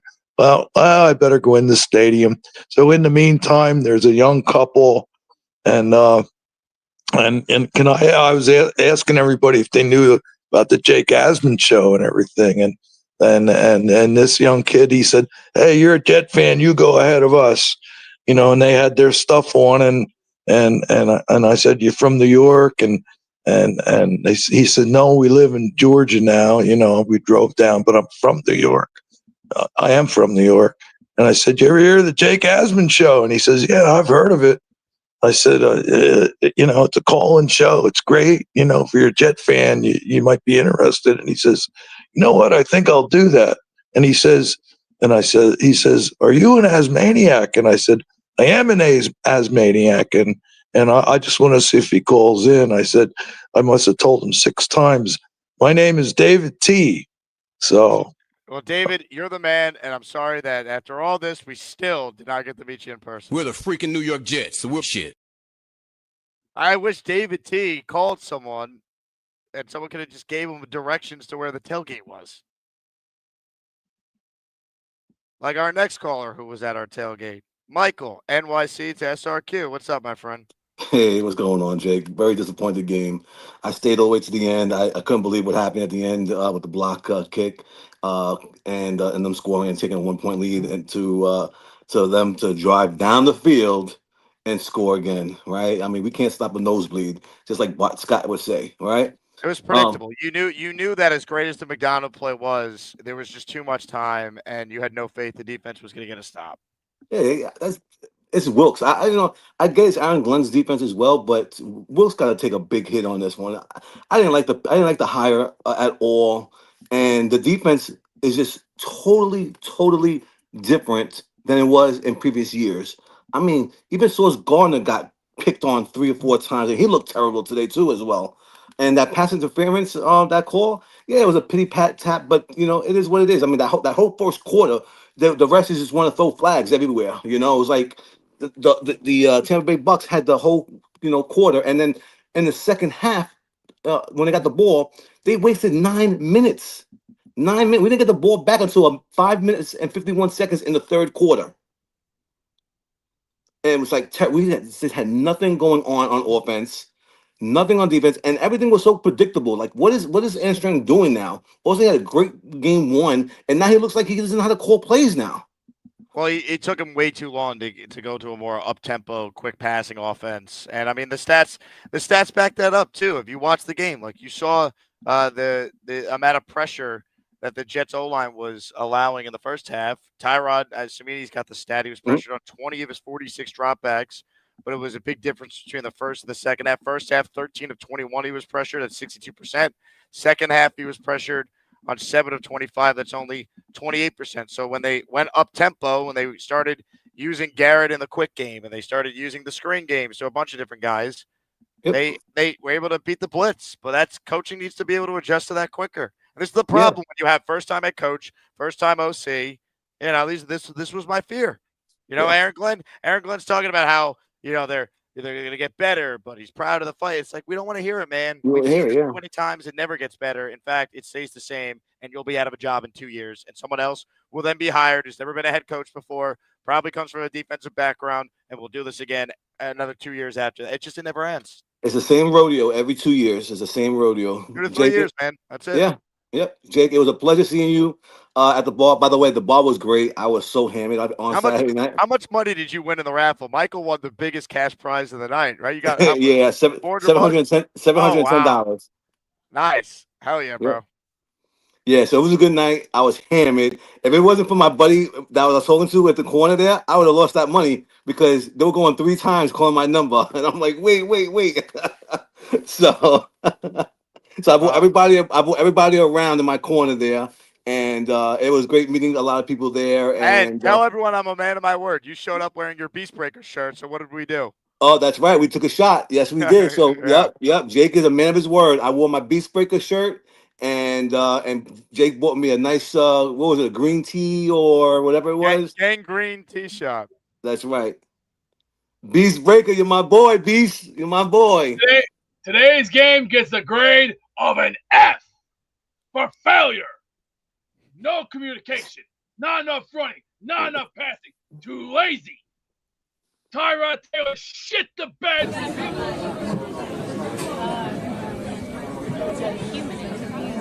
Yeah, it is. Michael, great to meet you, man. Thank you. More calls here. As you guys can tell, I'm trying to get to as many people as possible. I am depressed. I hate myself. As usual, everything great till the game. And now I'm here in Tampa till tomorrow morning. And as usual, it'll be another sad flight after another brutal Jet defeat. Let's say hello to Beto, who's up next. Hello, Beto. Hey, what's up, Jake? How you doing? What's up, Beto? Hey, can you hear me? I hear you, man. But Good. So guess what? I'm in. I know I'm chopping out probably. you are. Where are you calling us from? Michigan. So I actually got a YouTube. Well, we'll never know. Try and call back. We know where this guy's calling us from. San Diego. What's up, Ken? Hey, how's it going, Jake? Another game, interesting. Hey, it really says something when you're out coached by Todd Bowles. Which Yeah. When we actually had Bowles, he couldn't coach at all. But 14 penalties, and they won. They won. 14 penalties. They had 3 offensive linemen out. Their best all-pro wide receiver didn't play late in the game, and they still won. So I always put down a little list to talk to you things about. So, people were picking on Sauce for that one play against Evans. It was 3rd and 30, Jake. Why are we in press coverage? I don't understand why you even put in Sauce in press coverage. I mean, it doesn't make any sense. So I didn't think it was a pass interference call, but from a coaching standpoint, let him play 10 yards off Evans. Evans is not going to run by him. So that was a coaching mistake, number one. But there was just tons of them. You wonder why we can't run.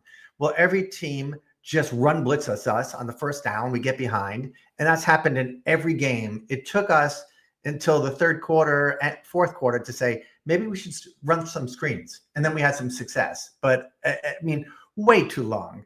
My favorite player is Clemens. I'm a huge fan.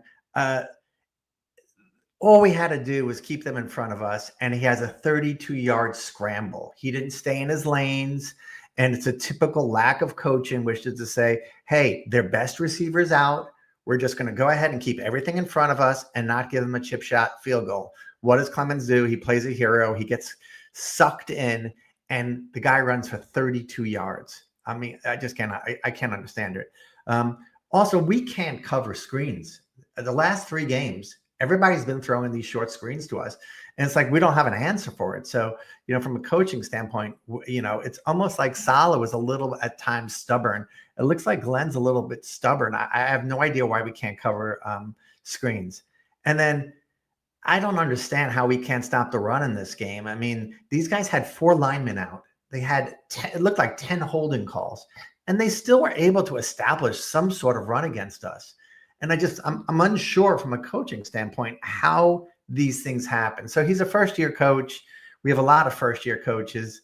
Just a little bit disappointing. I mean, it was exciting, but I texted my dad and other people, and I said, listen, when we blocked the kick, I said, way too much time. And, that's what we've done. We're Jet fans. I mean, they're 0-3 for the 4th time in the last 7 seasons, and no team has done that more than them. So the more things change, the more they stay the same. And this felt like one of those losses where if there was ever a game to describe what it's like to be a Jet fan, show them this game because it had everything. Yeah, I tell you what, it's a heartbreaker. I mean, and what a tremendous play at blocking that kick. And then, once he got the ball, you saw how fast he is. And we still can't game that guy to get at the QB. I mean, how come he didn't get a sack today? I mean, we can't get a game against 3 guys who are off the practice squad playing. I mean, we really should have won this game going away. We just got out coached. And that's the most disappointing aspect, but we'll get better. I hope. Well, it can't get worse, Jake. Yeah, I mean, I don't think it can. It's just, even if it gets better, like, are they going to win? Yeah, like that. I thought the coaching for the most part was encouraging week one. They lost. You know, it's like they just got to win games, man. That's the only thing that matters. I will tell you one funny story. My dad actually is 88, and we used to joke when I was a kid going to Shea Stadium that we were going to push him in his wheelchair to a Jet Super Bowl, and it was a joke because he was in his 50s. Well, now my kids are starting to say that to me now. Now they're all Jet fans, and so 30 years. That was like over 35 years ago. I mean, we're talking. It's just unbelievable. So I mean, hopefully he lives long enough to go ahead and see a Jet Super Bowl. But I'll take a playoff appearance at this point. Yeah, I mean, just a 9-win season, Ken, would be amazing. I mean, that's how sad it is. Great call as usual, my friend. Hope you're well. It's depressing. Yeah, there's no other way to describe it, man. As I sit here in a dark room that I thought I had more lights in it. Kind of fitting for what we're doing here on this this show. It's just, man. A 9-win season would be unbelievable. That's how sad it is. Bobby Cruz with a super chat. The 0-3 start is the third time in 6 years. This team has begun the season with a record of 0 wins. Now I have the stat from ESPN. It's the fourth time in 7 years. It's even worse. Freddie says, brutal loss. As soon as Will McDonald scored, I looked at the clock, knew we weren't winning. I, too, couldn't find the tailgate. So, Freddie, I'm glad David T is not alone. That's a bummer that you couldn't find the tailgate, but I'm glad. I bet you were in the elevator yesterday, didn't I? I think that was you. There were 2 Gaspers, too. So, the amount of people I told, hey, make sure you go to the one on the flyer, the address. Hey, make sure you go to the one that says Gaspar's Patio and Grill. And people still went to the other one. So, I tried, folks. Tyler says, y'all see Glenn clap at the end like he was happy. No, I mean, he was telling us he loves the fight. Yeah, I love it too, baby. The sweet smell of never winning. M23 says, if they played like week 1 for the last 2 games and still lost, would you say SOJ? Yeah, I probably would because they got to win games. But I don't think I'd be as depressed and I'm very down on the coaching staff. How could I not be? But yeah, I mean, I think I would, Emma. They got to win games, dude. And moral victories don't matter. Moral victories, they're 2-1 in moral victories. We feel good about it, Jet fans? Seriously. Nick was at our tailgate and our event last night. He figured out where to go. What's up, Nick? You're next. Hey Jake, good seeing you. Good seeing everybody. It was I used the map, so Festa had a map and I found it. So I got to the tailgate and got to the right gas bars. So well done. Yeah, I think last time I pulled in, I was in the Philippines, so I'm a lot closer. I'm at my place in St. Pete, and I just want to say a couple of things. My friend from Britain came, and we've gone to a couple Jet games. He lives in Miami, and we're driving back from the game, and he says, "I got to ask you something." I start asking myself. He goes, why do you deal with this? And I said, we have the best fan base in the world of any sport. And I said, I don't care about your English soccer teams. Jet fans are the best. I said, I have a great life, though. I got a great life, great wife, great family. I got a great ex-wife, even. The only thing in my life that really sucks, I got a great job, too. The only thing that sucks are the Jets. And I can't take it anymore. But I'm not going anywhere. The day that I say I'm going to stop being a Jet fan, which is never, who am I kidding? They're going to win the Super Bowl. So I'm in it for life. I know you are too, man, but this was rough, man. It was hot. I was sweating. I got like some sunburn here. You can see my watch line. It was hot in the sun. But I got to ask you one question. There was just a moment where Garrett took it. I don't know if you talked about this before because I went off for a minute, but Garrett Wilson caught one on the sidelines and the defender, the corner, like picked him up and kind of body slammed him. And it was a really rough play that every time we get a 15-yard personal foul on, every time. And we were like, I think we were kind of midfield area and nothing happened. Like that was a huge call, I thought, because I think we punted next after that, or maybe hit a field goal or something. But I don't know if you remember that play where he got on the side, and it was one of those where they like forklift you, pick you up and throw you down, not a normal tackle, not a football play. And I don't know if that play was noticed. Maybe Joe and you guys will chat about it tomorrow, but we never get those calls, man. Like, remember, like you were calling about the roughing the passer stuff with Zach a few years back, and it's like, oh, we got a roughing the passer. That was one of them that, Garrett's a little guy too, so he just got lifted and tossed down, and the Tampa fans are great, but the guy behind me is like, put him in the ground. I'm like, that's a penalty. You can't make those plays, but I don't know. It's another tough one. We better beat Miami because I'm sick of the Dolphins, and I hope it's their time to really suck this year. But good seeing you again, man. I'll see you at the next event, hopefully. Yeah, Nick, great to see you, man. I'm trying to remember the specific play. Off the top of my head, I don't. But to your point, they never get calls. It's been like this forever. But you know what? If you want to get calls, you have to earn the respect from the officials. And we could say that that shouldn't be the case, and I agree, but that is the case. That's how it is. So we can't use the refs as an excuse in this game either, because the Bucs gave the Jets every opportunity to steal this game because of their. I am sunburnt, man. I was like scratching my arm. I'm like, why am I in pain? God, I got cooked today. The Bucs committed how many penalties today? 14. This was vintage Todd Bowles. 14 for 124, and they still lost the game. It's pathetic. Freddie McKnight confirms that was, in fact, him in the elevator. Freddie, I'm glad I got to meet you, man.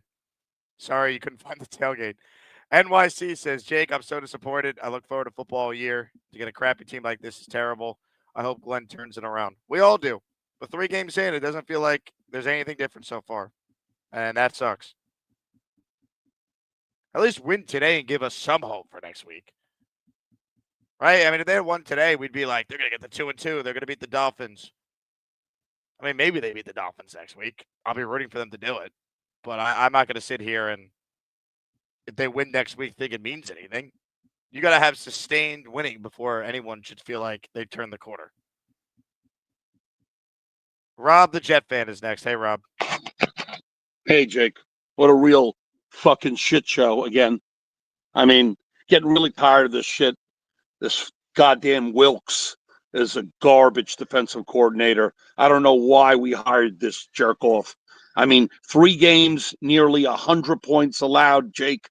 And let's be honest, it would be 100 points if Buffalo doesn't rest their good players in the fourth quarter. I mean, you're sitting there and the whole thing, Jake, Aaron Glenn, after we score that punt return, the blocked field goal, and he's running down the sidelines like we won the Super Bowl. I'm happy he's happy about it, but you still got a minute 49 on the clock, and no right Jet fan who knows the Jets thinks that we're winning the game when there's still a minute 49 and Baker's got the ball. Everyone was jumping in my house, minus me. They're like, Dad. I was like, I'm not jumping. There's a minute 49 still left. Come on, stop it. I'm like, they can still come back and win. And sure enough, they can't stop a damn nosebleed, Jake. All they had to do was stop one possession. And the way I would have taken it was like this, Jake. We should have won the Pittsburgh game, okay? And we blew that game. Buffalo game, forget about that game. This game, we could have stolen and won this game. And then you wouldn't feel so bad about what's going on. But this guy, Aaron Glenn, with these moral victories, we're not the same old Jets, is ludicrous. He's nuts if he thinks that, because this is the same old Jets the way they're playing. And Jake, tell me that we don't need a second wide receiver. This poor Garrett Wilson is going out there, and if he's double teamed, nobody else is breaking free or getting open. Nobody. I mean, Mason Taylor played okay today, got 4 catches, but it was kind of more garbage time. They're sitting there, the Jet organization, acting like we don't need a second wide receiver, and we freaking do. And our secondary has gone south, our secondary. It's so much worse. I mean, a simple thing like Eccles would have been a good sign if they signed him. Because here's a guy who had 2 or 3 interceptions on our team. One of the few guys who got turnovers for us last year, and we let him go, and we signed this Stevens, who's garbage. He looks awful, this guy, awful. And we spend $36 million on him, Jake. And Eccles would have cost what, $5-6 million? Simple things like that. They went shopping in the 99-cent store. But I'm telling you, Jake, I don't like what I see. We needed an experienced coach, and we didn't go for an experienced coach. We should have made a call to McCarthy. We should have gave Flores a second interview. There was Pete Carroll who was out there. But no.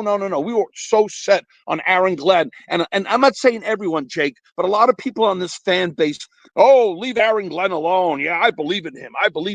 I'm sorry, I don't believe in any of these people until things actually start materializing and happening. And what I see so far is a real crap show. I'm not happy with what I see at all. As far as Tyrod Taylor, I thought he had a 50-50 game. I don't think he was awful. I don't think he was great. That pick six was really bad. I mean, that was terrible. But they showed some fight at the end when Tanner Enstrom finally started going upbeat with the zigzagging down the field and stuff towards the end. I mean, they should have done that a long time ago. I don't understand why they didn't. But I don't know. I mean, I don't see this really changing that much. I think we're going to have to suffer with Aaron Glenn for a couple of years, is what I'm thinking. What do you think? Well, he's not going to get fired after a year, so he's Right. he's going to be the coach for this year, probably all next year. If next year's is a bleep show, then maybe they'd make a change. But Adam Gase got 2 years. Aaron Glenn is not getting fired after a year. We're the freaking New York Jets, so we're shit. Now, if they go 0-17 or they win 2 games, maybe. But they got to win games. They got to turn it around. That's it. Sucks. Sam says, talent acquisitions matter. Jim did a terrible job this offseason. Go ahead and give him excuses. I did not like a lot of the moves that Muji made, and I'm on the record saying it. So, yeah, I don't disagree with a lot of this. They were shopping at the dollar store. Oh, they had to get their guys in here. I'm just like, they have all this cap space, though. Why did they split Rodgers' cap hit over 2 years if they were going to not try and adequately address the roster? Or they over-evaluated their own roster thinking they got guys that were better than they actually are, like Clemens, McGregor, Tyler Barron in the 5th round can't play. The one guy that made a play today, A.Z. Thomas, start him next week. Let's see more of him. He came in, he made a play immediately. Why can't we see him play next week against Waddle and Hill and the Dolphins playmakers? That's all bad, man. Mario's up next. What's up, Mario? Hey, what's up, Jake? What's up, dude? Nice hat. Thank you, bud. That's what I got. I appreciate you. No, I'm just like I'm up to a point right now that I'm like not interested, or it's like every Sunday you're aggravated. You know what I mean? It's just there's always something missing to get past the hunch of winning a game. It's if it's Fields, he runs good, but he doesn't pass as great. You got Tyrod Taylor, he passes better, but he doesn't run as good. Defense sucks. Mario, we lost your audio-wise. You call back, Mario. Reset. We couldn't hear you. I'll put you right back on. Say hi to Jets Johnny. What's up, Jets Johnny? Jake, how you doing, man? Dude, you're at the game today. Where were you? You didn't come to the event last night. Didn't come to the tailgate today. I don't even get to see you when I'm in Florida for once. I like how you called me out, man, right off the bat. No, I had other responsibilities last night, man. Unfortunately, I couldn't come through, but I had to be the family man last night, so I couldn't come through. Came through today. Unfortunately, we all saw that same shit show together. It's just there's nothing that hasn't been said that I can say, man. Honestly, Well, the only thing I can say is the best part of my day was meeting the Asmaniacs today. I met the legendary. I know. Yeah, well, you were too big for all of us, up in your suite up there. So, I'm sorry I couldn't come up there, bro. I don't got money. I like wasn't. that. I wish I was in a suite. I was not in a suite. I did it. Oh, you weren't? I was in 234. So Oh, 234. It was the club seats. So there was you could go. They have like the air conditioned area where they have like the food and bathroom. So there you Got you. Yeah, I was just to the right of you. I was in 244. I was pretty close to Dylan. I met up with him today. Shout out to Dylan Terman. He's the man. Rick Kent and Ricky NY, so that was mad cool meeting up with them. I didn't get to do as much as I wanted to this weekend, unfortunately, but it is what it is, man. We'll be there next time next year, doing the same shit. burning my lungs out, wasting my money, getting burned, and all for not, bro. It was so dumb because I left the stadium after Tampa got that last first down before we blocked the kick because I'm like, okay, this game's over. And then of course we get to right as soon as I got to my car, we see that they blocked the field goal. We go up a point. I'm like, oh, let's go. I don't give a damn what anybody says. I thought we were winning that fucking football game. I thought for sure. I was like, yo, let's go. And then, I didn't quite see the plays. I was listening to it over the thing. And, once I saw them kind of moving down the field, I was like, here we go, same old shit. And then, it is what it is. It's 0-3. We're supposed to be 0-3. We were No, supposed they're to lose not. all of these. No, they're not. No, what do you mean now or not? Were we supposed to beat Sure. Pittsburgh? The Jets last year were a favorite in 14 of their 17 games going into the year. Right. So that's what I'm saying. So we were upsets happen all the time. Was Cleveland supposed to beat the Packers today? No, for sure. And that's where I'm like, okay, but we were supposed to lose the game, right? So But they're not supposed to lose these games, right? Why? And how Johnny? How Mhm. their win total is 6.5, right? Are the Jets favorites in 6 games this year? Right now, no. So I'm not sure. just because you're telling me they're not supposed to. They're supposed to be able to not be 0-3 for the fourth Right. time in the last 7 years. They've done that more than any team in the league. Like that's not Right. acceptable. That's where having a good coach, that's where having a good quarterback comes into it, right? So it's like when I look at football, right, I look at the quarterback matchups, right? When you're looking at the game, so you look at the quarterback. So when you look at week 1, Aaron Rodgers versus Justin Fields, you're taking Aaron Rodgers every time. Then week 2, you're taking Josh Allen every time, and then week 3, I'm taking Baker over Tyrod, right? So it's like that's what I mean when I'm saying that we're supposed to lose these games, You right? didn't want Rodgers back. You don't get to play that card. You didn't want him back. You said No, he I know. sucks. This is You said okay. he's This is where bust. You said he's I never terrible. said he sucked. Okay, wait, hold on. You did. Hold on. You and so many of these callers said that Rodgers is terrible. He can't play. You now don't get to use that as justification to justify 0-3.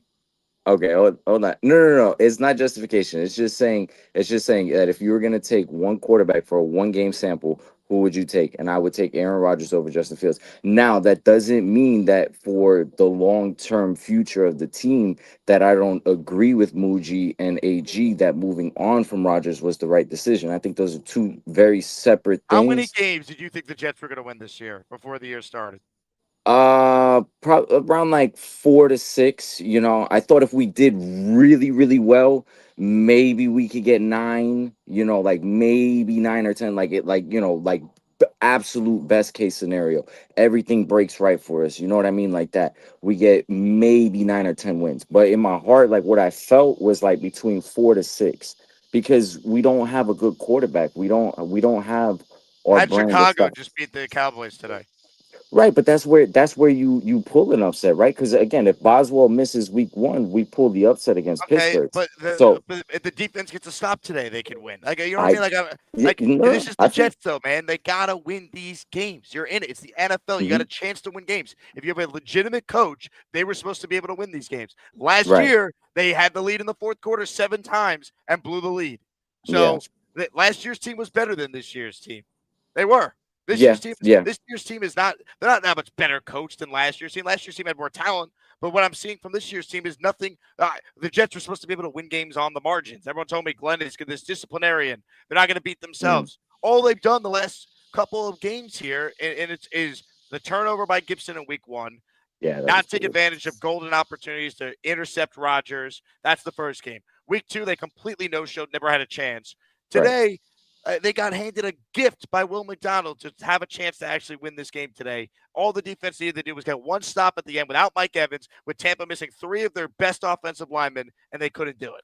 I don't want to hear they weren't supposed to win today. Your expectations change based on new evidence or what your eyes are telling us. My eyes tell me they had a chance to win this game today, and they blew it. So I can't sit here and be like, well, they weren't supposed to win anyway. It's fine. It's not fine. There's alarming signs early that they might have once again hired the wrong coach. That concerns me.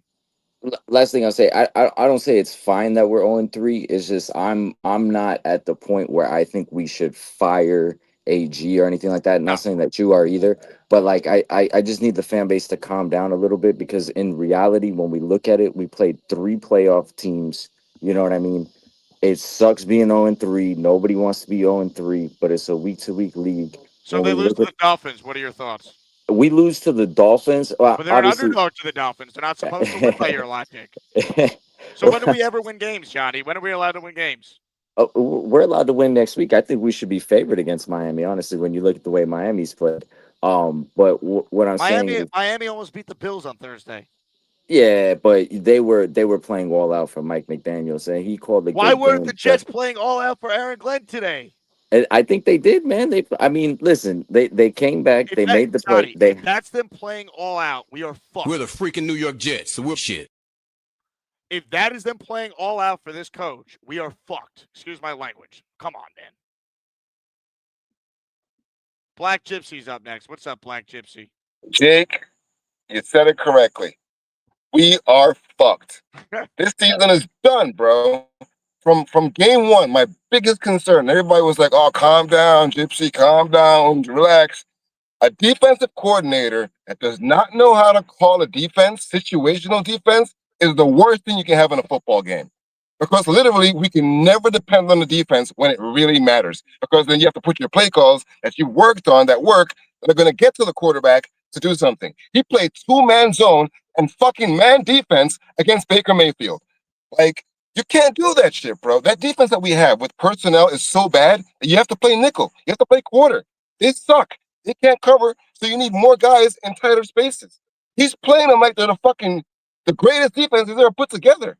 Like, and no one has said anything like, yo, all the analysts that are going to come on this show this week, I want to hear him talk about the defenses that he picks and how that's not a good defense in a game.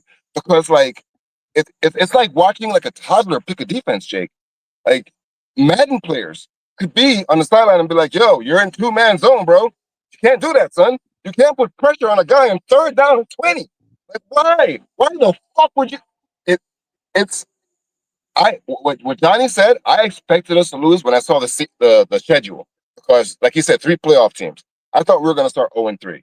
But the way the defense is played makes Saleh look like one of the greatest geniuses in the world for playing nickel defense and quarter defense. Because he knew his personnel wasn't good enough. He was going to depend on the best 2 that he had and work those guys to death. That's why he never let Sauce follow people. Because he knew that Sauce can't play man. Sauce is grabby. And it was crazy watching the game because the thing that kills me all the time, why is it only our players fall down? Why is it our equipment is such fucking a lower tier than the rest of the NFL? Because something obviously is wrong that we fall down all the fucking time. The other team is on their feet with their dicks in our faces. Just fucking, like, it's crazy, dog. Equipment manager needs to be changed. OC needs to be changed. DC needs to be changed. Fucking head coach needs to be changed. Glenn does not know what the fuck he's doing. He's in over his head. And we're going to lose a lot of games because the Glenn defense is an attacking skill defense. It's not a scheme defense where you can put guys in places and disguise the plays so guys can be there to catch the ball. Stevens can't follow nobody. Sauce can't follow nobody. Like, it's so bad, bro. We are the worst team in the NFL. We are the worst team in the NFL right now. And we haven't been that in a while. We've been like 2nd to last or 3rd to last. Not at the bottom. We're at the bottom. 100 points in 3 games is like, or 90 whatever points. It's nuts, bro. It's nuts, dog. Like, this was so bad to watch, dog. Like, my little brother, which is 16 years old, plays football. He's like, yo, why is he calling that defense? Like, for a kid playing football, to recognize that a DC is calling the wrong defense in a situation that you're going to get the ball back. 3rd down and 20 plus, the odds of you getting the ball is, when you're playing a zone defense, it minimizes. Like, it's crazy, dog. Like, the season is over. If we have this guy as a defensive coach, like, that's what I want everyone to talk about. I don't want to talk about the winning and what we're going to do. We can beat Miami. We can't beat Miami. Who the fuck is going to cover Tyreek? Tyreek could be schemed open in a McDaniels offense so easily to destroy what we play on defense. Just put him in a slant. Put him in a slant instead of fucking. They're not going to Black Gypsy. I love your passion, but they're not going to fire the head coach. We're the freaking New York Jets, so we're shit. Well, the Wilkes hire, I mean, so far the defense has been bad. I mean, there's no doubt. They've forced 0 turnovers for 3 games. Aaron Glenn's defenses with the Lions were excellent at forcing turnovers. Jets faced a Buccaneers team without 3 starting offensive linemen. Did they force a single turnover? Their secondary is a bunch of guys that have been paid to second contracts. Sauce, Stevens, Carter. Cisco got $10 million in free agency. He has made 0 plays. Brutal. I mean, there's no excuse. No excuse at all. Alert, alert, Allen alert. Can't you see Jet fans are dumbass jerks? Alert, alert, Allen alert. Delusional dreams from pathetic fans. My, Big Joe is a dog. Beastbreaker is fat and dumb as a rock. And Gator's a dick who blocked all my chats. We should have got all Josh Allen's at start. This show needs me. Jake knows I'm right, and he's always wrong. Alert, alert, Allen alert. Can't you see Jet fans are dumbass jerks? Alert, alert, Allen alert. You hate me 'cause I'm always right.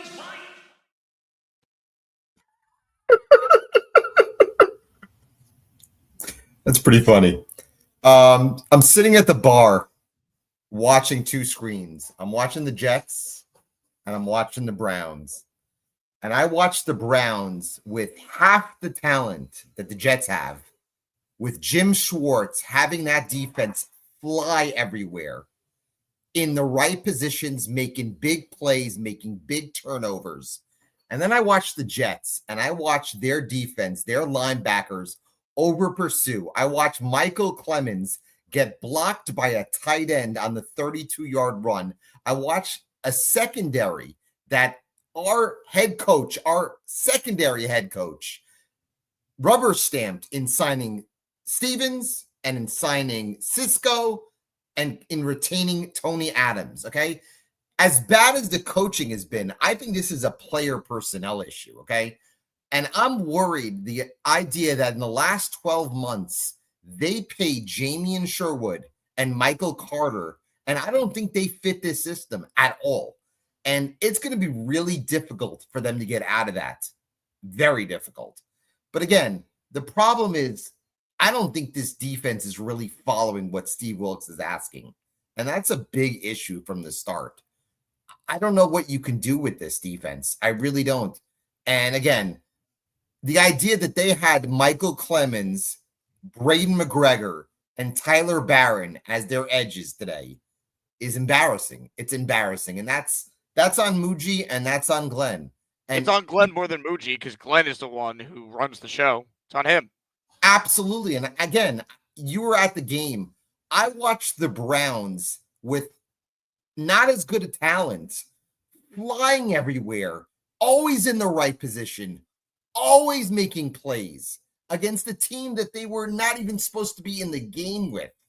And then I turn on the Jets and I'm like, you got to be kidding me. Their guys wide open. They were very fortunate that Baker missed that guy in the first play on the final drive. He was open by 15 yards. Yep. And again, please, and I'll give credit to Malachi Moore. I thought he played okay today. Please don't put Tony Adams in the game again.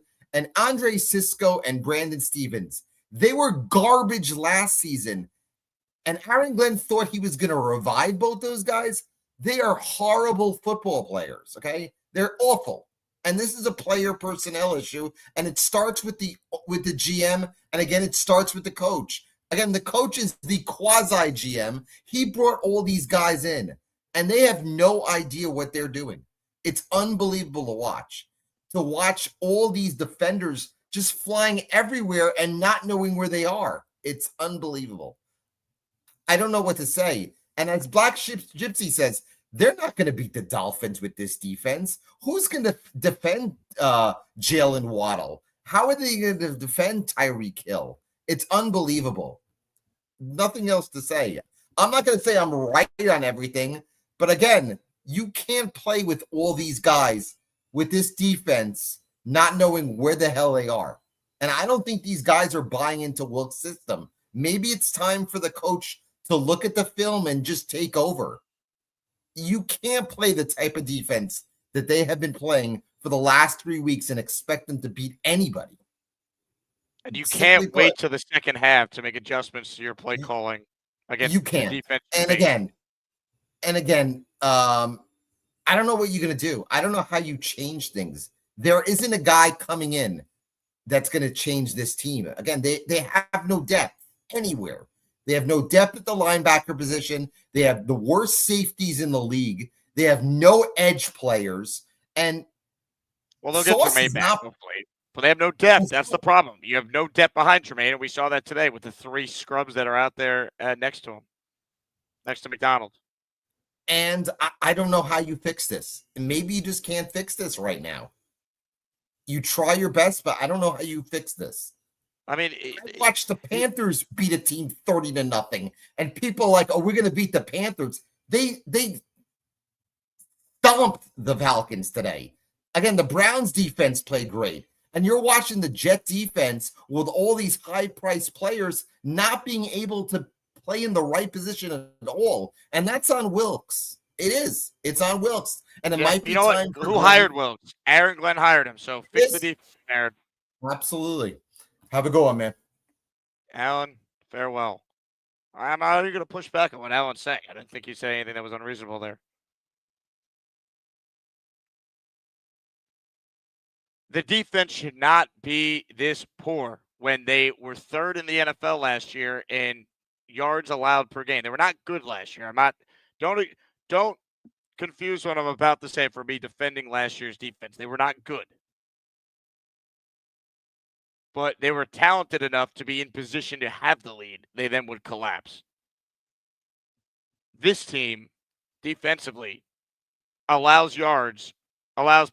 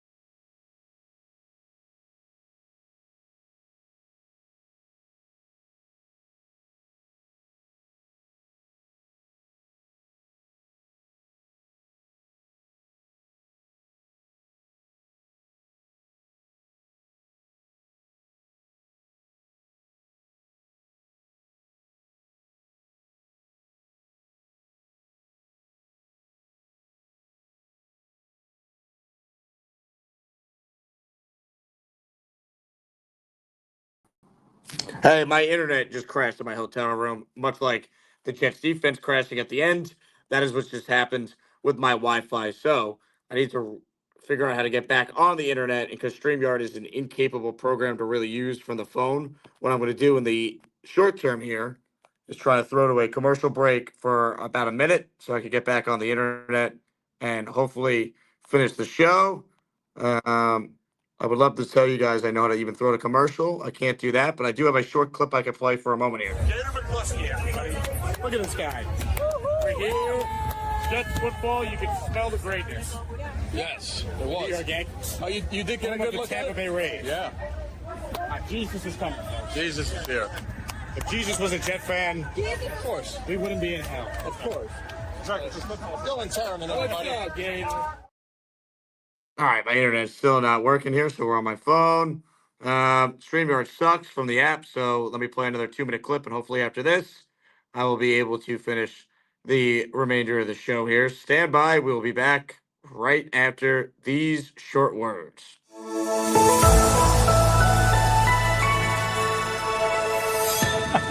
This person's called in under the name Green Bean. So let's go to Green Bean. He's next up on the Ghostbuster hotline.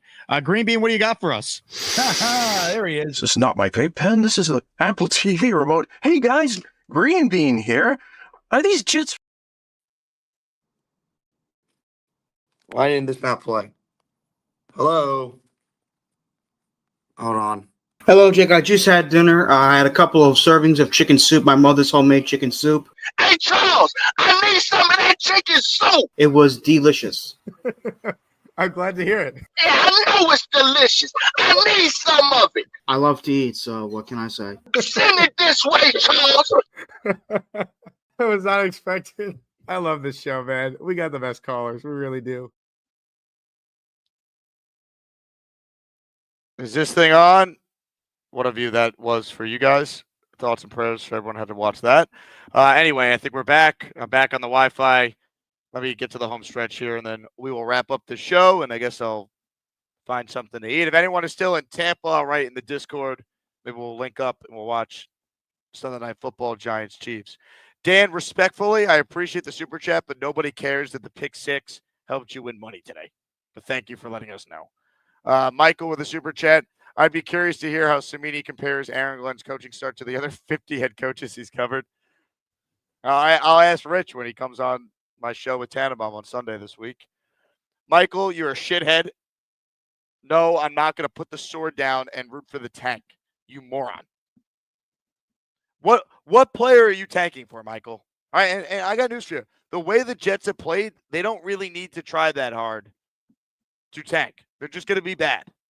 But it's not like you can guarantee me that if they get the number one pick, they're going to get this quarterback that's going to change everything for them.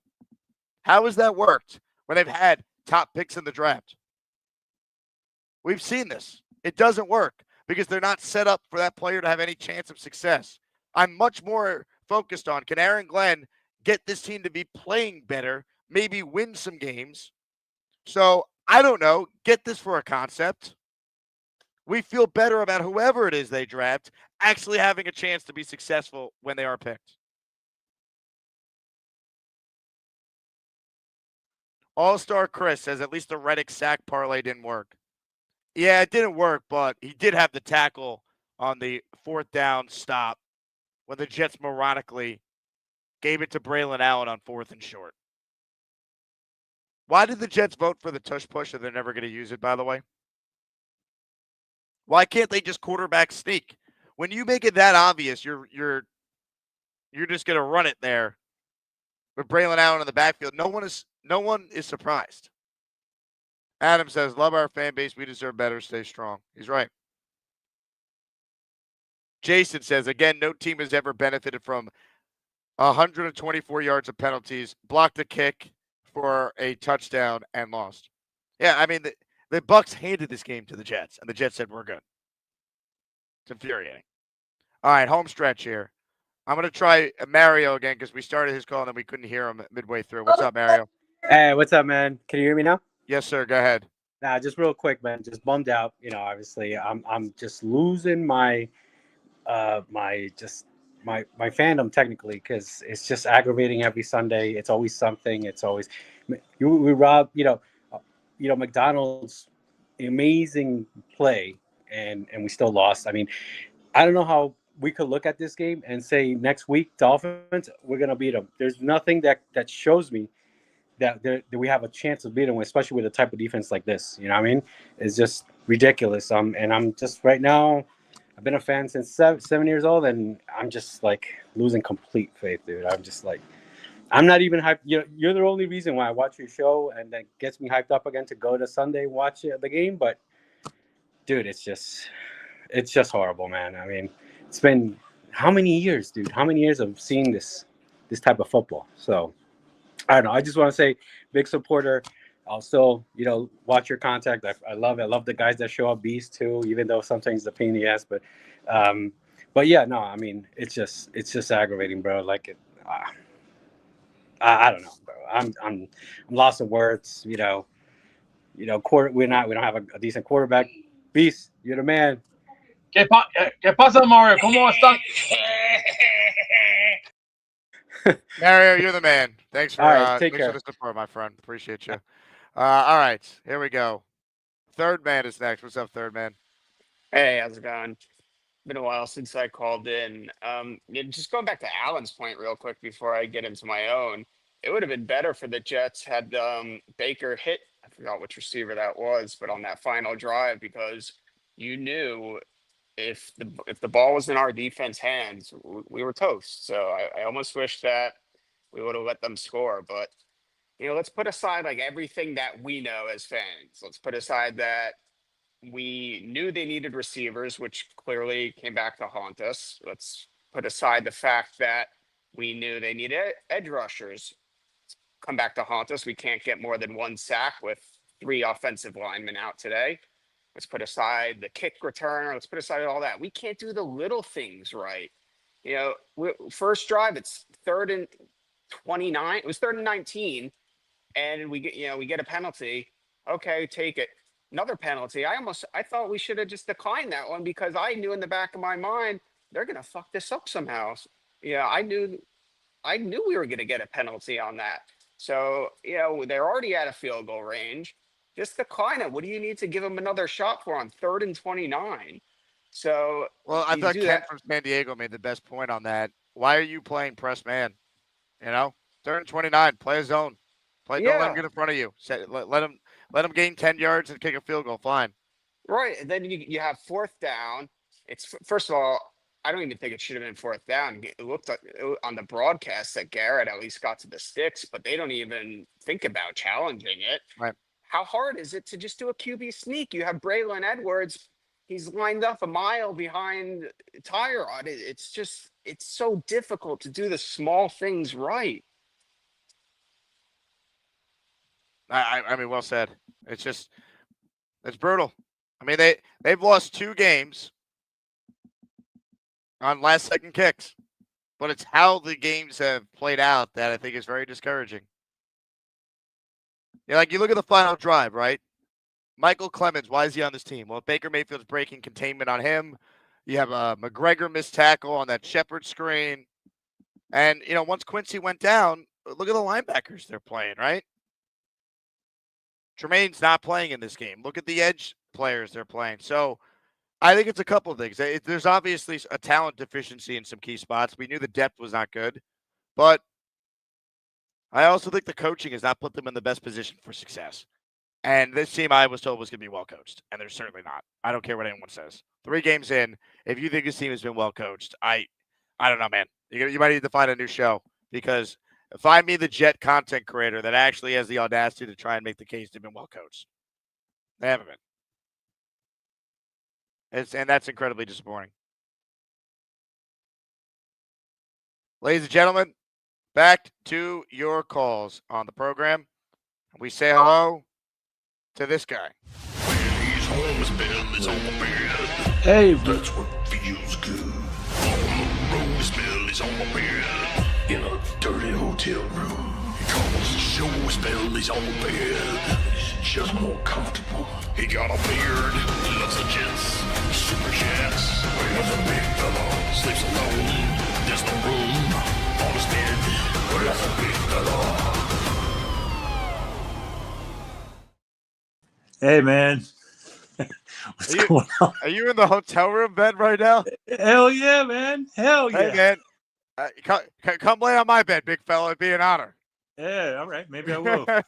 Yo, it was so hot at that goddamn stadium today, dude. Let me tell you, the shower I'm going to take after this is going to be an all-time shower. Maybe the greatest shower of all time. Bro, I was 3 rows behind the Jets bench. Okay? I was in row C all the way at the bottom. It was 120 degrees down there, bro. Yeah, I had to leave a little early. Look at this shit, man. Oh my goodness. Yeah, it's crazy. The game today, bro. Tyrod looked really rusty in the beginning. He looked really rusty. And we can't just have one receiver on the damn team that can catch the ball. Garrett needs a tandem partner. You know what I mean? It's crazy. It was, and then that pick 6, bro. Oh my God. I was like, fuck this. I had enough. People were having heat stroke down there. People were, they had an ambulance outside. It was a tough day today, bro. But the Jets fans, I'm proud of you guys because you guys came in force, even though the team sucked in the first half, at least. It is what it is. Wilkes is fucking terrible, and they can't tackle shit. So I don't know. I mean, Stevens fell down during the play with Baker running the ball. The guy can't cover anything. We got to have A.Z. Thomas out there. And Malachi Moore, I don't want to see Tony Adams ever again. Malachi Moore wasn't bad. So that's what I got with that. Big fella, you're the man. It's great to see you, and I'm sure I'll see you tonight. Oh, wait, by the way, you guys, if you guys can ever come to an Asmaniac outing, come to it because everybody's cool as shit. It was so great to meet everybody. It was so great to see people that I've never met before, and it's really something that you guys should really try and make it out to because, like I said, we're all suffering together. So and Jake does a great job. Last night was hilarious with Beast Breaker being on the phone.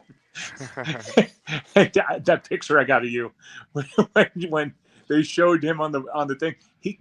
Beast last night was the happiest. Last night was the happiest I've ever seen you be, bro. I've never seen you happier in my life last night. You were like a pig in shit last night.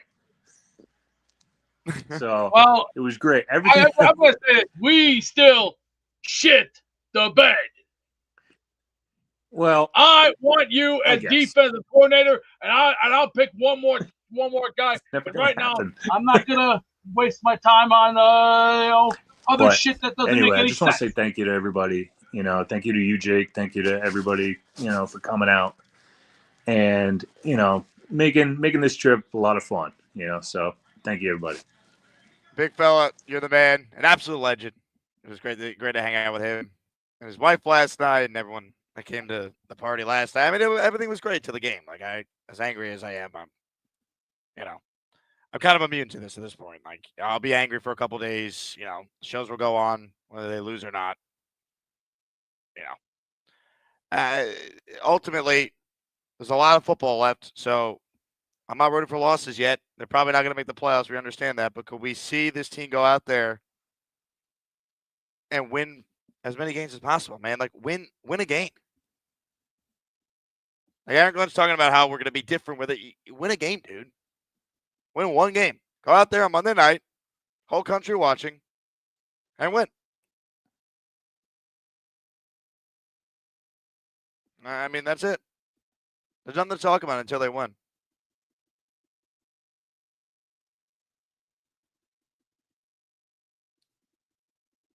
I mean, the headline on ESPN, Glenn after blown comeback, not same old Jets.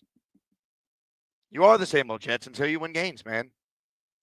The Jets showed fight in losses with Bowles and Gase and Saleh too. And Obrick. They didn't win enough games. They got fired. So what happened? Ryan is up next. Ryan drove 2+ hours to be at the event last night. What's up, Ryan? Hey, how you doing? Shout out to the big fella, by the way. We met in the building on the other side that was kind of empty, and I saw him eating with his wife. I didn't want to bother him, but we had a nice discussion. And make sure you tell Dylan I said hi. We had a nice discussion for a little bit. Dylan left. He went to catch his plane, but I'm sure he's watching. Nah, he was cool as shit, dude. I mean, everyone was cool as hell. I wish I would have actually bought tickets to the game just because of the camaraderie. It's like a bunch of abused men being together and just like supporting each other, you know? Yeah, I mean, it's a special fan base, Ryan. You know it as well as I do. I do. Let me ask you, and listen, I'm not trying to pull out, these little victories and everything else, but did you see when Smith committed that penalty, how Glenn had pulled him off the field and kind of ripped into him and benched him for, I guess, the rest of that drive? What penalty in particular? It was the one where it's the illegal motion. Yeah, I didn't see Glenn rip into him because I didn't have access. It was on. To TV copy, it was on TV. Penalty. It was a huge point in the game. They were driving and they ended up having to settle for 3 because that penalty set them back. It was, and it was on TV. Glenn clearly pulling him off the field and ripping into him and say, "What did I tell you? What did I tell you? Go sit down." You could read his lips, and so I mean that was kind of nice to see. On the drive in the first quarter for the Buccaneers, it was 19 plays, 10 penalties. 10 penalties on 19 plays. Yeah, it was for the Bucs. It was crazy. I did have a question for you. With the way the game played today, do you? And I'm not trying to start anything. Do you think that with Fields that we would have been as productive at any point in the game? If you got the week 1 version of Justin Fields, they probably win because they obviously would have scored more than 6 points in the first half when the game was really lost, if you think about it. And maybe the pick six doesn't happen. If they got last week's version of Fields, they would have lost by more than, 2 points today. So that's the thing with Fields, though. What version of Fields are you getting? And that's what worries me, is because a lot of the passes last week were behind the receiver or over the receiver's heads. And, the Bills made us one-dimensional. They were like, hey, beat us throwing the ball. And I feel like that's kind of how it went today. And I think it would have been worse with Fields. That's just my opinion. I'm not, I haven't seen enough of them yet, but that's kind of how I feel. I think that the best shot that we had was having Tyrod out there today. Yeah, look, I don't think Tyrod was awful today, Ryan. Good call. As always, good to see you, man. I don't think Tyrod was bad today. I think he was under duress a lot of the game. I think he obviously made a terrible decision with the interception. Part of it's on Garrett not coming back to the ball, though, as they talked about on the broadcast. And I know a bunch of people had that thought, too. But that play can't happen. The fumble was bad, too, but that's not necessarily, on him. Tyrod is what he is. He gave him a chance to win. I don't think they lost today because of the quarterback. I think they lost today because the defense, when it needed to get a stop, couldn't do it. I think they lost today because collectively they scored 6 points in the first half. And I don't think the coaching does them any favors. I would start Fields next week if he's cleared because they lost. So at 0-3, I need to now go back to just giving Fields every opportunity to maybe develop into our guy. I doubt he is, but we're only 3 games in. He's only played in 2 of them. There's been one great one awful one. So while most Jet fans are going to be pissed off and say, I'm not watching, the diehards like us who will be watching for the long-term future of the team, they're better off playing Fields for this upcoming week if he's cleared. My guy Lou B, who just called me, says, Jake, get dressed. We're going out. Lou, there's no way I can make an 8:30 reservation, unfortunately. So I'll have to link up with you guys after. Once this ends, I have to then upload the podcast for the show, and I still have to take a shower because I probably smell worse right now than Bobby Midnight and Beast combined. All right, because I got home from the game after melting for 4 hours in the sun, and I immediately started talking about this game. So I had to take a shower. But maybe, just maybe, I will see you soon, Lou. And by the way, shout out to Lou B, man. You want to talk about a diehard, passionate Jet fan. Lou organized 40-something Jet fans to fly down for this game. They came to our event last night. He was at the tailgate today with all of us. And last night we went to this place called American Social, which is like a hot spot in Tampa. We had these 2 tables set up for us on the water. It was like this outdoor bar club type place. And the waitresses bringing out the bottles are doing the Jet chant. So I don't know how the hell Lou organized that one, but that was something last night. It's too bad this franchise sucks and does not deserve how great our fans are. Big Country says, I don't even know what to say anymore. I'm going to week 5. We got lazy on second and third quarter. Schedule's looking a little easier, but we'll see. Look, they lost to 3 playoff teams, right? Miami's 0-3 next week. Can you beat them? Can you show some improvement? After Miami, there's winnable games. Here's your look at the upcoming schedule. At Miami, home Dallas. Dallas just lost today. Anyone can be beat. Denver and London. Carolina. Cincinnati got killed today in their first game without Burrow. Win football games. Otherwise, we're going to start to talk about trading Brees at the deadline. Trading Quincy Williams. That's where this is headed if they're, 0-10.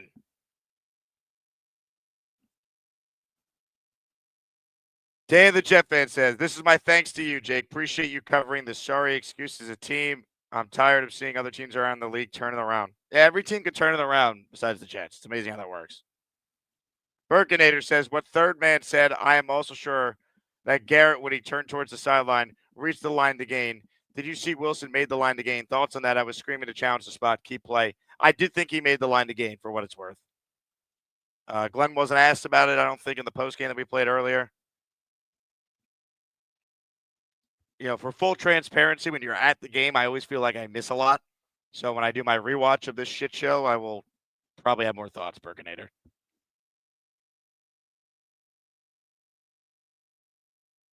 Big Country says, on a good note, the game was going on. My daughter's flag football team was playing lights out, 31-0 on our side.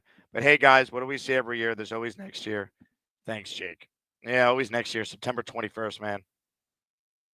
Man with a rake says they had 14 penalties for 124 yards and won.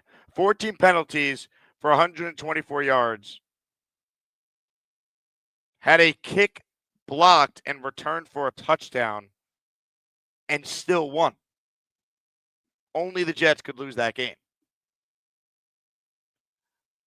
A few final calls here. AJF, Australia Jets fan. What's up, man? Believe it or not, so I can't make the Asmaniac cruise, for obvious reasons. So I'm on my own cruise right now. And the Wi-Fi on this boat is arguably worse than the Jets.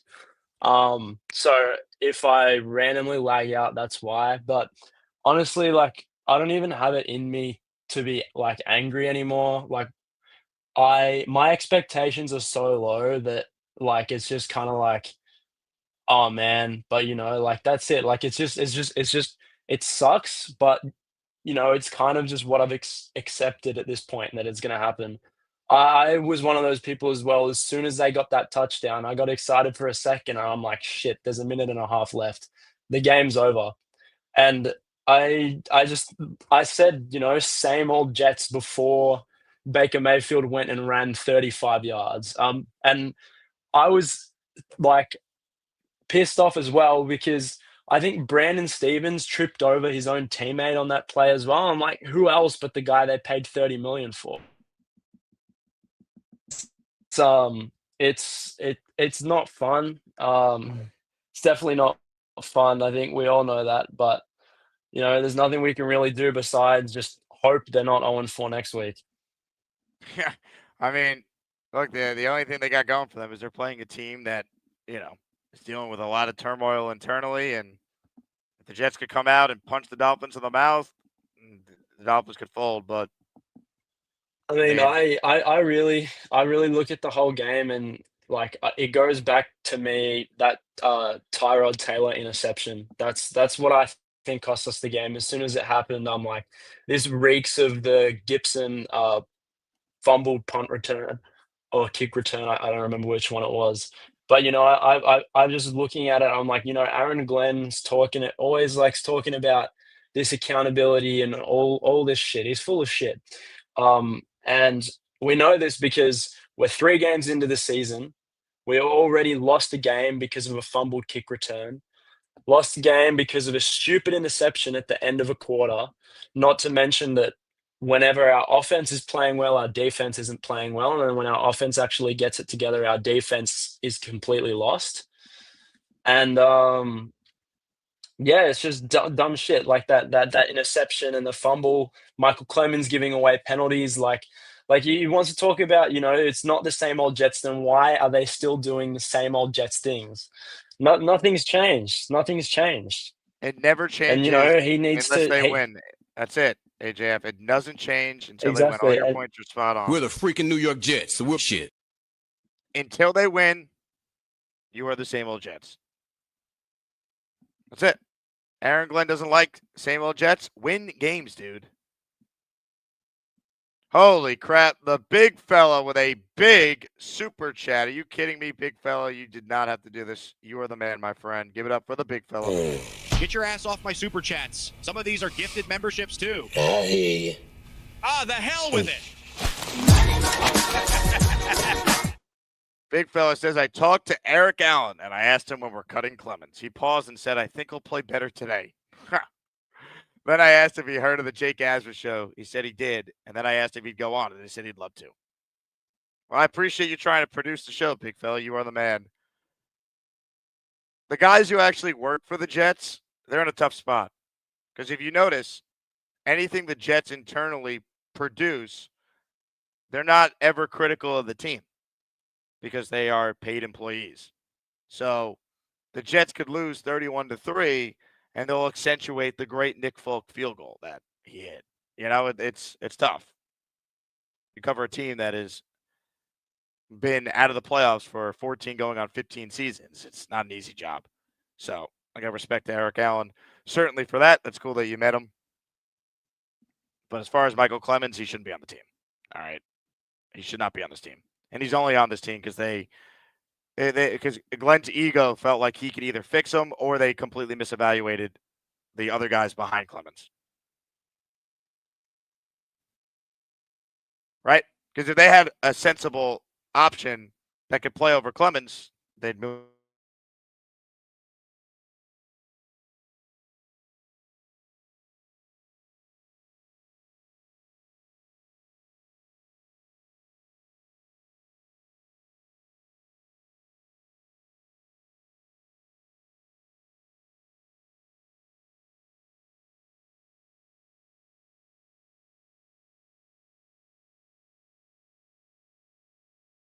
Second time that this has happened with my internet crashing out. I think this is a sign to just end the show. So, with respect to AZ, Frankie, and Beto, who tried calling back in after connection issues, hope you guys understand that if this is out of my control, so I will not be able to get to you guys. But if you call in this week, no matter when you do, I will move you to the front of the line.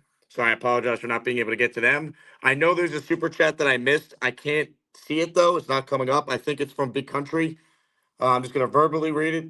I got home like 2 plays before the kick block touchdown, and I was so damn excited. We just had to hold him, and then Baker runs to 30-plus yards. Yep. Jack Carpetbagger says, I did not expect to win today, although I thought there was a chance, but how they lost is what's so disturbing. I think I covered the remaining super chats. I can't see any others, so sorry, but blame the Wi-Fi in my hotel room here for crapping out now twice. But I'm going to end the show because I can't talk about this team anymore. Again, thank you to everyone who I met in Tampa. I will be back tomorrow with 2 shows. Beningo will be on the second show, but I'm still planning on doing 2 shows somehow, some way, once I land back in New York and get back to my place where I could set up. On that note, sorry we couldn't have a clean ending here, but I do have one special announcement at the end. I want to wish Rich, who's an esteemed member of our community. He's on the Asmaniac Madness committee. He's got that wrench next to his name, one of the longest OG supporters of the show. Rich's 60th birthday is tomorrow. So happy birthday to Rich. Everyone in the chat, please wish him a happy birthday because Rich is uber important to what we do on this channel. And I want to make sure that everyone takes time to acknowledge that. I think my Wi-Fi just came back on, so hold on. We're back. We're back, baby. Yeah, double the Jake Asman right. All right. Hold on. There we go. Happy birthday to Rich. I could end the show properly. Let me make sure I didn't miss any super chats here. You're lucky I came back, AJF. At least I won on the Bo Casino after. Congrats. Aaron Glenn used to bite his tongue. Cut the BS. No moral victories. All right. On that note, thank you to everyone. Again, thank you to the Tampa Jets fan club for their amazing work this weekend. Special shout out to Festa, who put the whole weekend together as the president. Jess, who helped so many of my listeners get tickets to this game all together in the same section. Ton of people that were a big part of this weekend. You know who you are. So thank you for your help. Thanks to everyone at the tailgate today. Everyone I met in the crowd. Everyone I met walking around the city. The guy last night at the bar who, as I'm leaving, grabbed me and said, "Where's Bobby Midnight?" I don't know your name, but shout out to you too. I don't know, man. Love this fan base. Hate this team. We're back tomorrow for 4 more hours. Go Jets, and take it away, Aaron Glenn. We're the freaking New York Jets, so we're shit. Hey, here's the deal. Jets got no chance unless you click on that like button. And you got to make sure you subscribe to the Jake Asman Show. You don't? You can get the f*** out. Now let's go, Asmaniacs. We're built for this shit.